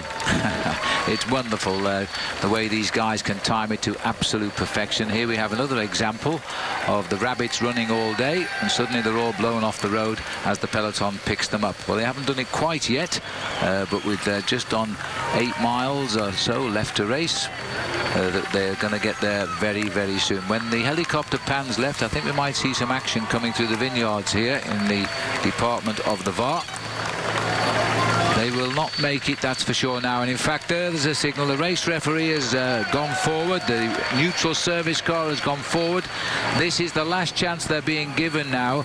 The senior race referee has instructed the gap to stay as a complete void. Oh, does it matter? That, Phil, is a lot less than 30 seconds. It just goes to show you how quickly it comes down in the last few meters as they start to get closer. It's a sad feeling for those men in the breakaway once they see that red car being pushed out of the gap, because they know it's pretty much all over for them. I think the big man up front there for Team Columbia HTT is Bernard Eisel, who himself is a very good sprinter, but here they admit there's only one man going to win a stage for them, and it'll be Mark Cavendish. The yellow jersey note of Cancellara. Now, Cancellara can sprint. He is an incredibly strong bike rider, and he's right on the sharp end, but he's preoccupied now. He knows he only has to finish in this field to keep his jersey. He may not get involved. Don't discount him, though. I think if you cast your mind back to the last time he had the yellow jersey on his shoulders, Phil, he was riding into the town of Compiègne in the north of France, and all of a sudden, when it looked like it was going to be a normal bunch sprint to the line, the yellow jersey came out of the pack, and boom, there he was. Yep. Fabien Cancellara getting himself a stage victory with the yellow jersey on his shoulders. Stéphane Ogier possibly riding his final Tour de France. Ridden 7 of them. He's getting on a little bit now. He's into his 30s. He's still content to drive on. It's been a long, hot day, frying in the sun for these boys. They've been in the lead for about 150 kilometres today. They got over 5 minutes at one stage. You know, we're constantly asked if all the drug scandals which have so often surrounded this race has ever affected its popularity. Well, judge for yourself. It hasn't. And I think that this year, these riders are probably, because of all the increased drugs tests, are trying to get a much fairer playing field, because it is true, and again, some journalists won't accept it, not all of these cyclists take drugs, believe me. Well, I think we've got to the point now, Phil, where it really is a bare minimum and just a crazy few who are trying to cheat the rules and regulations. This is the leading group of 4 riders, escaped after 25 kilometres of the stage here this afternoon, surviving now by around about 20 seconds, and surely in the next kilometre or so they'll be back in the main field with a brief chance to say hello to the rest of the lads who they were with at the start of the race. And for them, it's going to be a question of get the seatbelt on and see if you can hold on the run down into the finish. Well, our computer predicted a catch at 9.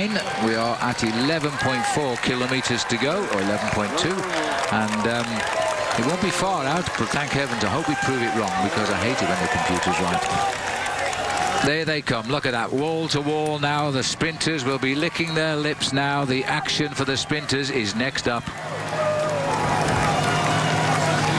So they stick with it, but for how long now? Maybe to the 9th kilometre to make the computer look good. But now, and there's an attack on this. What happens? Because this is why they try not to catch till the last possible moment, because there's always attacks. This is the team Katusha, the Russian squad, who's trying to draw the sting of the other sprinters' teams now, because Katusha also has a great sprinter in Danilo Napolitano, and this will be a softener. Now look at that. Everybody else doesn't want to chase on the front. They fanned out a little bit. Our cameras let him go through, which has given me a chance to read his number now, so I'll tell you his name.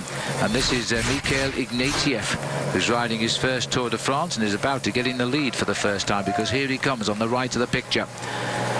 Now, boys, look over your shoulder. There's fresh blood arriving at the front. Maybe one of you can try and go with him. Never say die. Races have been won by the persistent. Well, he's latched on. That's give us 5 riders up front. I think it's probably a diversion, so we'll have to take a commercial break. We'll take it. Oh, wait, hang on. Let's hold the break, everybody, because he's gone again now. The peloton behind are not reorganized here, so Mikhail Ignatieff. The other boys have reacted to this a little bit. They're trying to hang on to him for the moment. Remember, this will draw the stings of the sprint. It's another diversion, because it could help his sprinter here, which is Napolitano, who is a very fast finisher. And the team is now going to, instead of planning their own assault at the finishing line, they've got to reorganize and think what to do about this man who has just attacked. Anyway, he's sort of going clear. We're under 10 kilometres to go. We'll take a quick break and then we'll come back as he's driving at the front now. Michael had two unshipped chains in the time trial yesterday. I did him a little bit of an injustice in the commentary because as a former three-time world time trial champion, I thought he did a rather bad time trial, but now we find he unshipped his chain twice and he is driving on the front to try and bring Mark Cavendish to the finish in first place. Well, I think Mickey Rogers, if he hadn't had those mechanical incidents out on the course, Phil, could have seen himself finishing inside of the top 15, and he probably would have been fairly satisfied with that. The Team Columbia High Road have got a big control over the front end of the main field, but they're not really concerned about this guy at the moment. They don't really want to catch him till 4 or 5 kilometres to go, and then they will start to set up the train of all of the riders that they've got left in the main field to set up the pacemaking on the run in towards the finish and try and make sure that they can just put Mark Cavendish in an ideal position with 300 or 400 metres to go to unleash that sprint of his, which has won him so many races since he turned professional. It's hard to believe, Phil, he's only 24 years of age. And so's the guy in the lead. And, you know, it's so hard. He's trying to hold off 179 of the world's greatest riders by himself. They're all hiding behind a couple of guys on the front and just pedaling along whistling. And this guy at the front has got his head down and he's trying to do it. He's gambling that they will hesitate in the reaction. He knows if they react, they'll wipe him out. He's only 13 seconds ahead. But very often the infights start. Who is going to make the first move? Who will hunt him down and waste the energy while the others follow? And there's always that moment of hesitation. And boy, that guy's got the qualities to hold them off. He reminds me of his countryman, Vyacheslav Ekimov, who rode away from the bunch in 1991 at Macon and won. Well, I tell you what, Vyacheslav Ekimov was extremely special bike rider, but when he won that stage into Macon, he took off with around about 5 kilometres to go. And to do that, to hold off a main field, you've got to be able to ride at around about 40 miles an hour. There's a new line of riders coming up alongside there. You can see Lance Armstrong once again comfortably in the main field, enjoying himself, he says. That's how he describes his participation in the Tour de France this year. But I noticed that Team Milram were moving up alongside Team Columbia. Now, strangely enough, last year Gerard Cholik just happened to be a teammate of Mark Cavendish, so maybe there's going to be a little bit of a revenge match on here. Well, the thing was that with Mark on the team, Gerald Cholik wasn't getting too many big results. There they are, the boys in blue, and now they're looking to try and give Gerald Cholik a lead out to the line. There'll be a twist of irony there if he managed to get over the top of Mark Cavendish at the finish. Silence Lotto are also breaking in. They've got a good sprinter in Greg van Avermaet. He's also in his first Tour de France. That team is led by the Australian Cadel Evans. As we now under the 5 kilometre to go banner, and they're coming. Just gone under 5 kilometres to go, and this young man has held them off for a couple of kilometres, but it's all over now. Ignatiev is swept aside by Team Columbia. HCT, we're down back to the sprinters. Well, the sprinters there's 2 lines of sprinters on the left in the yellow, white and black. It's Team Columbia, HTC, the team of Mark Cavendish. In the pale blue and white over to the right-hand side, that is Team Milram. Thereafter, Gerard Cholik. None of the other big teams of the sprinters have yet got themselves organised. I'm looking and I've just spotted the red, yellow and black jersey of the champion of Belgium. Right in the middle, moving and barging his way through there is big Tom Boonen.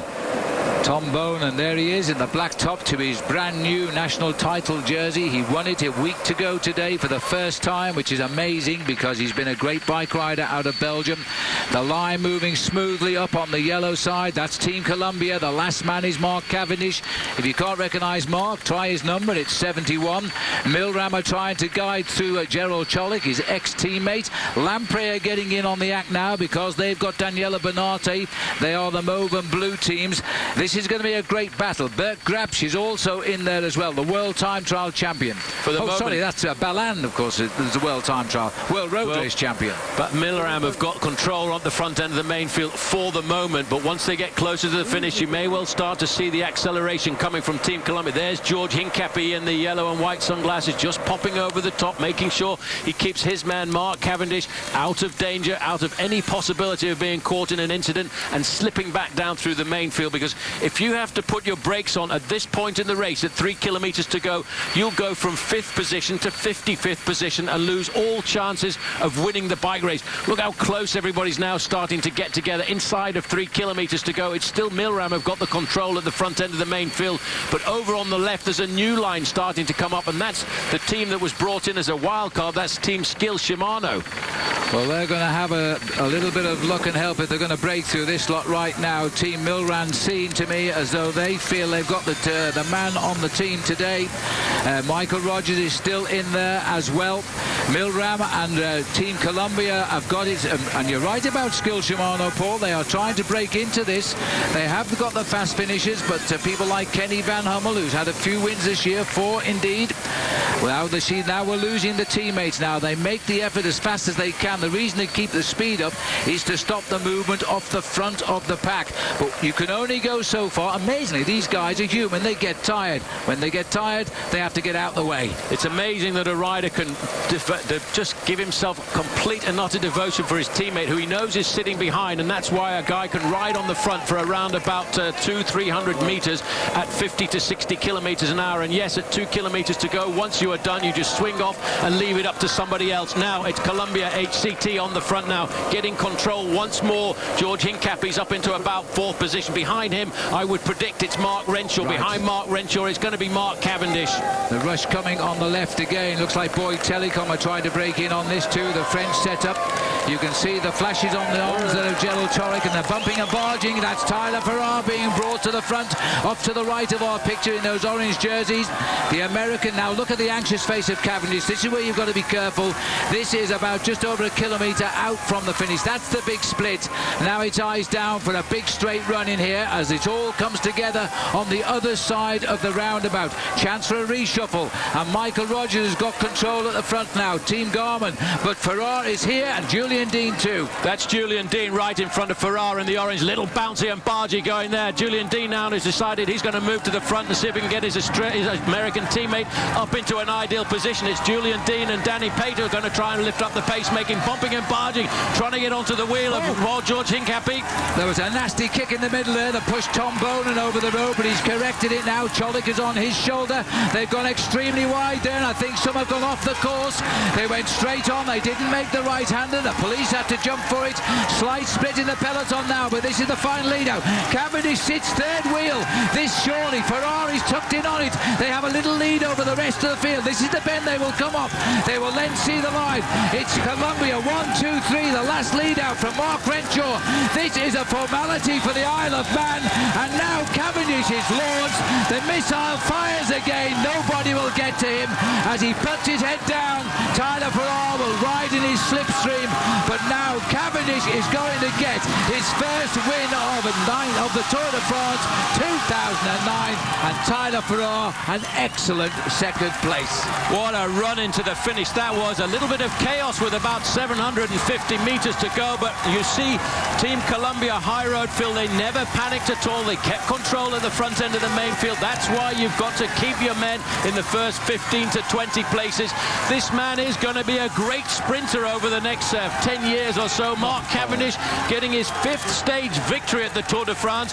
That record for Great Britain of 8, Phil, is looking very attainable in 2009. Well, it was just too perfect for words. It's in the great tradition of team sprinting, the days of Alessandro Petacchi, of Mario Cipollini, the big sprinters. This is the new boy now. He, as Paul said, has now won a 5th stage of the Tour de France and approaches Barry Hoban's record of 8. But it was so perfect, Paul. They could have almost have got 1st, 2nd and 3rd. Farrar, though, hats off to him. He used the Colombian team tactics, and it was almost good enough for him too. And I tell you what, if it hadn't been for Julian Dean taking him through like a pile of fish, he wouldn't have got him right up to the wheel of Mark Cavendish there. But just look at this. This is the man they call the Manx Missile, the fastest man in the world. He says that when he looks in the mirror, he can't believe that he's a fast sprinter. Well, I tell you what, when you look at this image here, you realise this man is very fast indeed. He is a rapid sprinter. Whether it's from the front or the back, he knows exactly how to get the wins. I think it was probably Romain Felieur there of Agu-Tobel who just got himself into the 3rd place slot. The bells are ringing Sunday here in Brignoles. The race is now in town. There is Fabian Cancellara. He did well to stay out of that, but of course he finished in the group. Everybody gets the same time. He's making his way now, of course, behind the stands, where he will get his next yellow jersey. It's been confirmed that Feliu was in third place. Torhoshov got the fourth. And what a good sprint by one of the only two Japanese riders in the race for B-Box. Arashiro has come home next. That's a very... I didn't know who he was, I admit. I couldn't see it. Now, this is the result of the prang up as they made the right-hander. And we now have a candidate for the Olympic Games with that local policeman because he jumped well. Let's have another look at this now. Right in the middle, overshot. That's where it's time to move, boys, because somebody went straight on. Happily, and as far as we know, all okay. And they will all get the same time because that's why we have the rule of accidents in the closing 3 kilometres. One of the riders involved in that crash, the rider just walking across the line there, was the big sprinter from Katusha. That was Danilo Napolitano. Yeah. And he was obviously caught up in that little bit of a moment when they went the wrong way. It didn't look to me as if it was that dangerous a corner. It was more of a sweeping bend than anything else. But it caught 1 or 2 out by surprise. Kilometres an hour, Paul. Farrar second. Feliu was the blue jerseyed sprinter from Agri-Tubel. Torhoshov tried, made fourth. Brilliant result for Arashiro of the Boyd Telecom squad, getting fifth. Gerald Chorlik, we saw his team trying to get him up, he was sixth. A nice ride by Nicholas Roach, the son of the 1987 Tour winner Stephen Roach. Up into eighth for him. Lloyd Mondry completing top 10. Good ride by Anilo Furlan too, getting 12th. Top 15 completed by Heinrich Hausler. Mark Renshaw was the lead-out man there, by the way, for Cavendish. Tony Martin, he was the other lead-out man. He came home 16th. George Hincapie, he was in the lead-out scene. He faded to 19th. Top 20 completed by Skill Shimano's Kenny Van Hummel.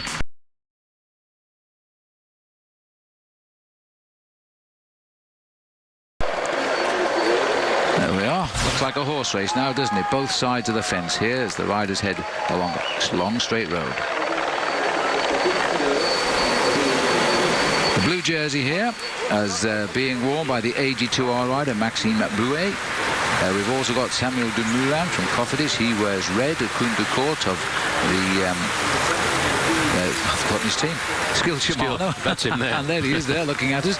And also Ruben Perez Moreno of Euskaltel Euskadi. Back at the ranch. It looks as though we've got little investigation. Chats perhaps. Brian Home is the man in the car. The man outside, of course, is Mark Cavendish. Plenty of time for discussion, Paul, at this stage of the day. 126 kilometres to go, no pressure. Just to clarify the rules as well, you're not allowed to hang on to the team car, but in a situation, a race situation like this, when the race has not got the hammer down, the race referees will look another way. They're obviously discussing a certain amount of tactics, and the thing about Mark Cavendish, he will listen to the team management. I'm not quite sure who else was in the car there, but I do know that Eric Zabel, the former 6-time winner of the green jersey, is now a real serious advisor to Mark Cavendish, and if it wasn't for Zabel's explanations, Mark Cavendish may not have won Milan-San Remo this year, because Eric Zabel took him through every possible scenario that could present itself, and Zabel himself has been pretty successful at Milan-San Remo. And as a result, Mark became one of the youngest ever winners of the longest single-day classic in the world, just short of 300 kilometres or 186 miles. You can probably hear the whistles blowing. Well, they are usually the gendarmes warning everybody that the race is about to pass by. It's creeping up again now. We've got it back down to 8:47. It's now back up to 9:20. I'm glad they're all seeing our camera here, which is obviously sitting on the roadside. But again, nobody really went. Just take our minds back, though, Paul, to stage 3 of the Tour de France a year ago, and that was when Samuel Dumoulin, who's in the breakaway, landed the big win. They didn't catch him. No, they didn't catch him on that occasion. It was a very good win by Samuel Dumoulin. That's probably why he was looking for a breakaway today. All of the team managers of the teams that don't have great sprinters will have a management meeting in the morning and explain the tactics they want to their riders. And nearly everyone will say, if a break goes clear, you'd better make sure that we're represented in it. And Team Cofidis, that's basically their tactic. They don't have a great sprinter. They have a reasonably good climber in David Moncoutier, but for them the most important thing, Phil, is to try and get themselves into breakaway situations. Kim Anderson down there waiting to give Fabian Cancellara a bottle. 2 yellow jerseys there. Kim wore it once. He took it in Roquefort, I think it was, in the 70s. And now we're looking here at Cancellara. Actually, it was 1983, and I remember specifically because I didn't participate in that tour. Oh, didn't you? No, but I was reading about it every day when I went training down to the south of Spain. But he was racing. Let me get my line in, Paul. Roquefort. There are 9 villages in Roquefort. Only one makes that smelly cheese. And where is it? Roquefort, where Kim won. Not too far away from here either. Oh, that's true also, yes. And Grand is the area where we are, department number 13. As our helicopter wanders a little bit off course with the riders. The riders are riding in the south of France, obviously, but in a line. They're racing in a westerly direction largely today on the northern side of the freeway that runs along here. Well, you can't beat the French villages, I think that's for sure. As the riders now falling back a little bit as the race heads on slowly but surely to La Grande Motte. Still a long way to go. Are really ambling along now. Most of the club cyclists in the United States could keep up with the Tour de France just at this minute. But of course, when he comes down to the finish, they will be going much faster. Yesterday, Mark Cavendish became the first British sprinter to pull on a green jersey as a leader of the Tour. And he's safely in the peloton, as you can see from our little animated jersey on the washing line there. And all together at the moment. Let's explain a little bit more about the green jersey, and the men have animated this competition. And here's Paul Showing to explain more about the sprinter's own private domain. I know the guy who's going to win the Tour de France, so the second best is green in Tour de France, and that's why it's beautiful. Since only a select few can climb the high mountains to vie for the overall champion's yellow jersey, a separate competition exists for the world's fastest men on 2 wheels. The points or green jersey competition was introduced in 1953 for the Tour's 50th anniversary. The colour green was chosen at the request of its first sponsor, a lawnmower manufacturer. Instead of time, these riders, known as sprinters, battle for points in a race within the race. The maximum points are available at each stage finish, but riders also vie for additional points at intermediate sprints along the day's route. These speed demons will attempt to out-pedal, out-maneuver and out-jostle each other to accumulate the most points and earn the right to wear the green jersey in Paris. Germany's Erik Zabel has won a record 6 green jerseys, most recently in 2001. He now mentors Mark Cavendish, quite possibly the world's fastest rider and a big favourite to win the competition this year. Past winners riding in this year's Tour include Oscar Freire, who took the honours last year, and Thor Hushovd, who won in 2005. Whichever fast man takes the points title into Paris, he's sure to leave his competition green with envy. Thanks, Paul. Well, there are 3 previous winners in the race this year, and there they are for you. 2008 was Oscar Freire, 7 was Tom Bone, and last time he rode the Tour de France, and Thor Hushovd, the first Norwegian rider there as well. But they've got their hands full with the young sprinter Mark Cavendish, I think, who said earlier on he wasn't interested in green, just winning stages. Well, he's in green now. He may have to change his ideas a little bit. Beautiful skies above the race today. Everybody enjoying stunning scenery here as we go around the Rhone Delta.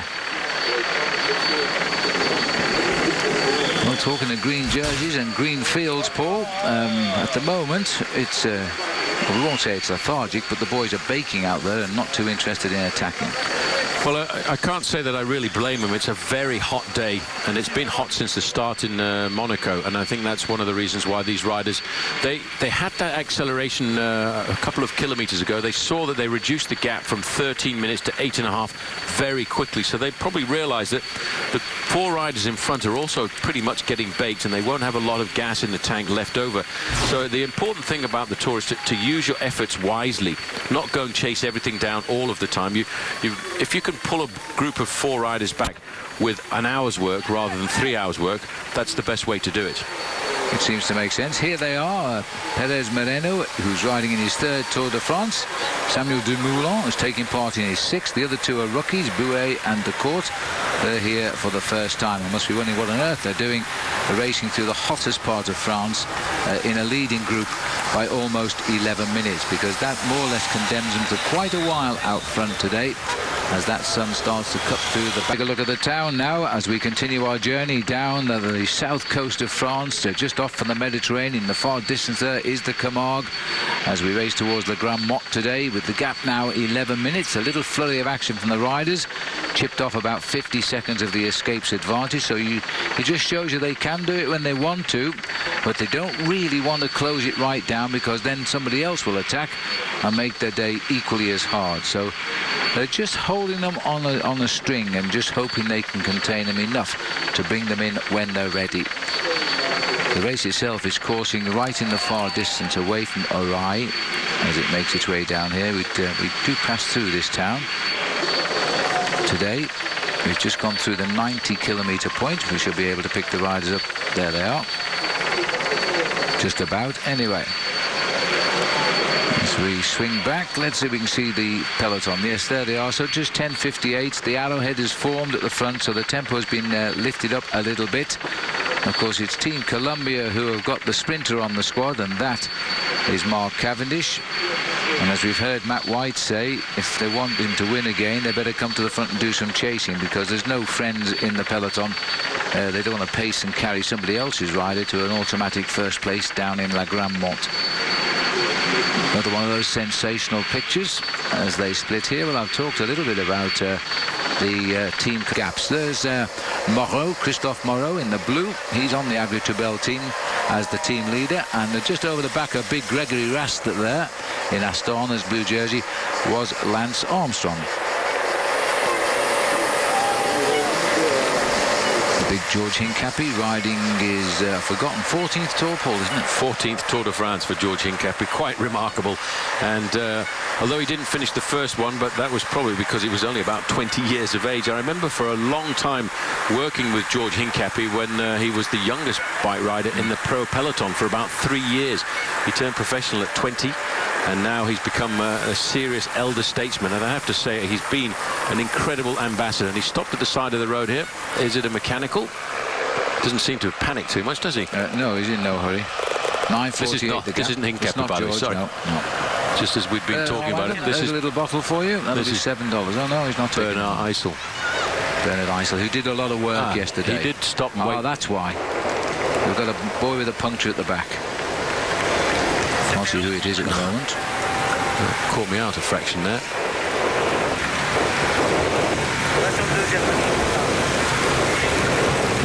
Tyre, that's Tony Martin, isn't it? He's checking the pressure on the tyre to make sure all is well. And I'll get back into the action here. It is Tony Martin in here, who's just joining. He must have a flat tyre. Well, he's a guy who rode a very good time trial to start the Tour de France off, and in fact at one stage he was the leader of the time trial. He finished finally in 8th place and lost 33 seconds. Now, the reason they're going down on the right-hand side of the cars here would indicate to me, Phil, that the wind is coming from the left, and that's why they're moving up through the right-hand side. They're getting a little bit of shelter every now and again. They keep leapfrogging forward. The team managers come up alongside. That's nice of him, Paul, to keep the wind off them, isn't it? Just by accident, really. Now, just checking that everything is in order. A flat tyre at this stage of the race, the referees are not going to apply any penalties. It's not affecting the race pattern. But yes, the wind is so important. The riders read it like a book. If they look ahead and they see the road change direction, they will also change to the other side for maximum protection on the inside of the riders. There's still a long way to go. Now, tell me about these. Rather interesting, these, because these are the Camargue bulls, and they're very famous in this part of the world, and they're extremely good beef. And you'll see a lot more of them when we get down to the Camargue a little bit later on. And they're known as the king of the Camargue, and they really are. They're renowned really for the shape of their horns, and they're very similar to the Spanish cousins, which they use in something that you don't like very much, called the corrida. Yes, bullfighting, horrible sport.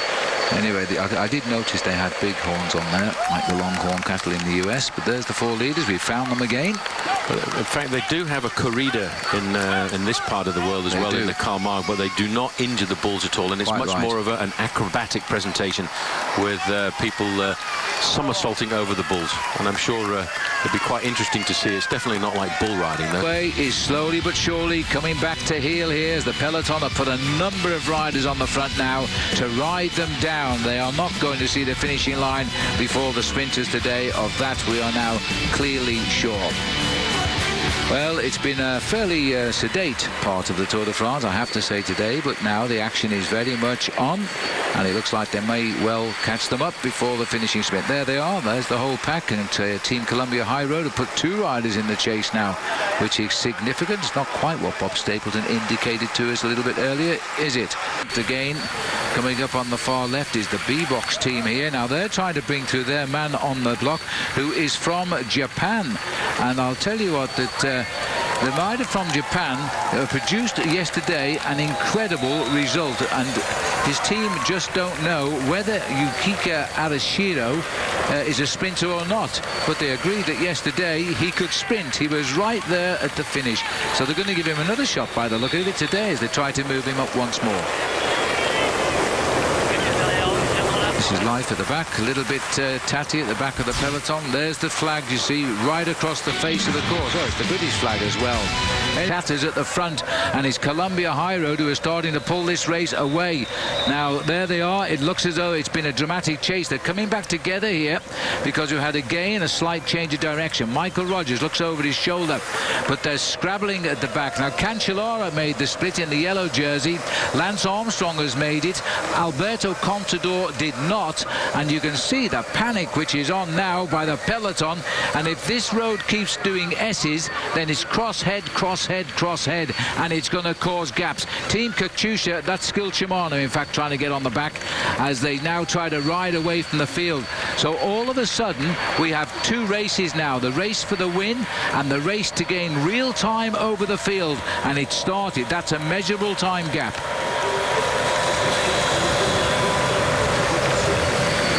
As they try to dive into the left-hand side, the echelon, though, is causing moments of panic here. They may put it to rights. Well, because of the split, Paul, there are the 4 riders underneath the American flag who, I'm afraid, have been shot down in flames by a peloton which is racing for real time now, and the service car, the neutral service car, has been sent in behind them. So there are serious time gaps here, and the peloton may be losing big time. I don't think they will, because you might have noticed that the team that came up to the front there to really put the hammer down to try and pull it back was Team Saxo Bank. Now you may say, well, why are they chasing Fabian Cancellara? The reason they're chasing the group with their own man in there is because Fabian Cancellara is completely on his own and isolated. Now if he were to have a mechanical incident, he would lose huge chunks of time. So I do think we're going to have a hard chase, but I do think that the main field will come back. But it's also an indication that the man they see long term, Andy Schleck, was not at the front of the race when the split occurred. Error. Now they see the indication here. Let's work together, guys. Let's all do a little bit each and keep the pace high. Let's use the wind to our advantage. Lean on it, split the field. We're gaining time. Well, I don't know if you know. You know what is happening tomorrow? Team, we're having it today. No, we cancelled tomorrow. We're having the team time trial today, and it's Team Columbia HTC who caused this split, and they are driving. I think they've got a little bit of team time trial training here for Team Columbia High Road at the front end of this main field. The alarm bells are certainly ringing here because these guys have all been caught out by that sudden acceleration by Columbia HTC, and the acceleration has come. It split the field, and they will have all been caught snoozing. Well, Lance Armstrong was awake. He got into that group, but I don't think, and we haven't got the full composition of that group yet, that Alberto Contador or Levi Leipheimer is in that front group. We're waiting to hear about that now, but people like Denny Menchoff, Carlos Sastre are not there. They're also losing time. Cancellara will not be viewed as the man for Saxo Bank in a week's time, so his own team are having to hunt him down here because there's big time gains. You can relish. Look at Michael Rogers, second wheel here. He's relishing this. This is huge now. They could not only deliver the stage winner, they could get bonus time. Well, this is really quite interesting because what happened, most people would never expect it to be very difficult on a flat stage, but flat stages could be made extremely difficult by the winds, and especially crosswinds. And what has happened here was Team Columbia High Road HTC were at the front end of the pack, setting the pace for their man Mark Cavendish, when all of a sudden there was a slight change in direction and they accelerated, meaning that the riders behind didn't have anywhere to shelter from the wind, and that has created the split. Columbia's high pace paid off as Superstar Star sprinter Mark Cavendish seized yet another stage. But more importantly, the race for yellow saw its first statement. Armstrong's group finished 41 seconds ahead of the peloton, landing Lance in third overall and potentially fueling the rift growing within Team Astana.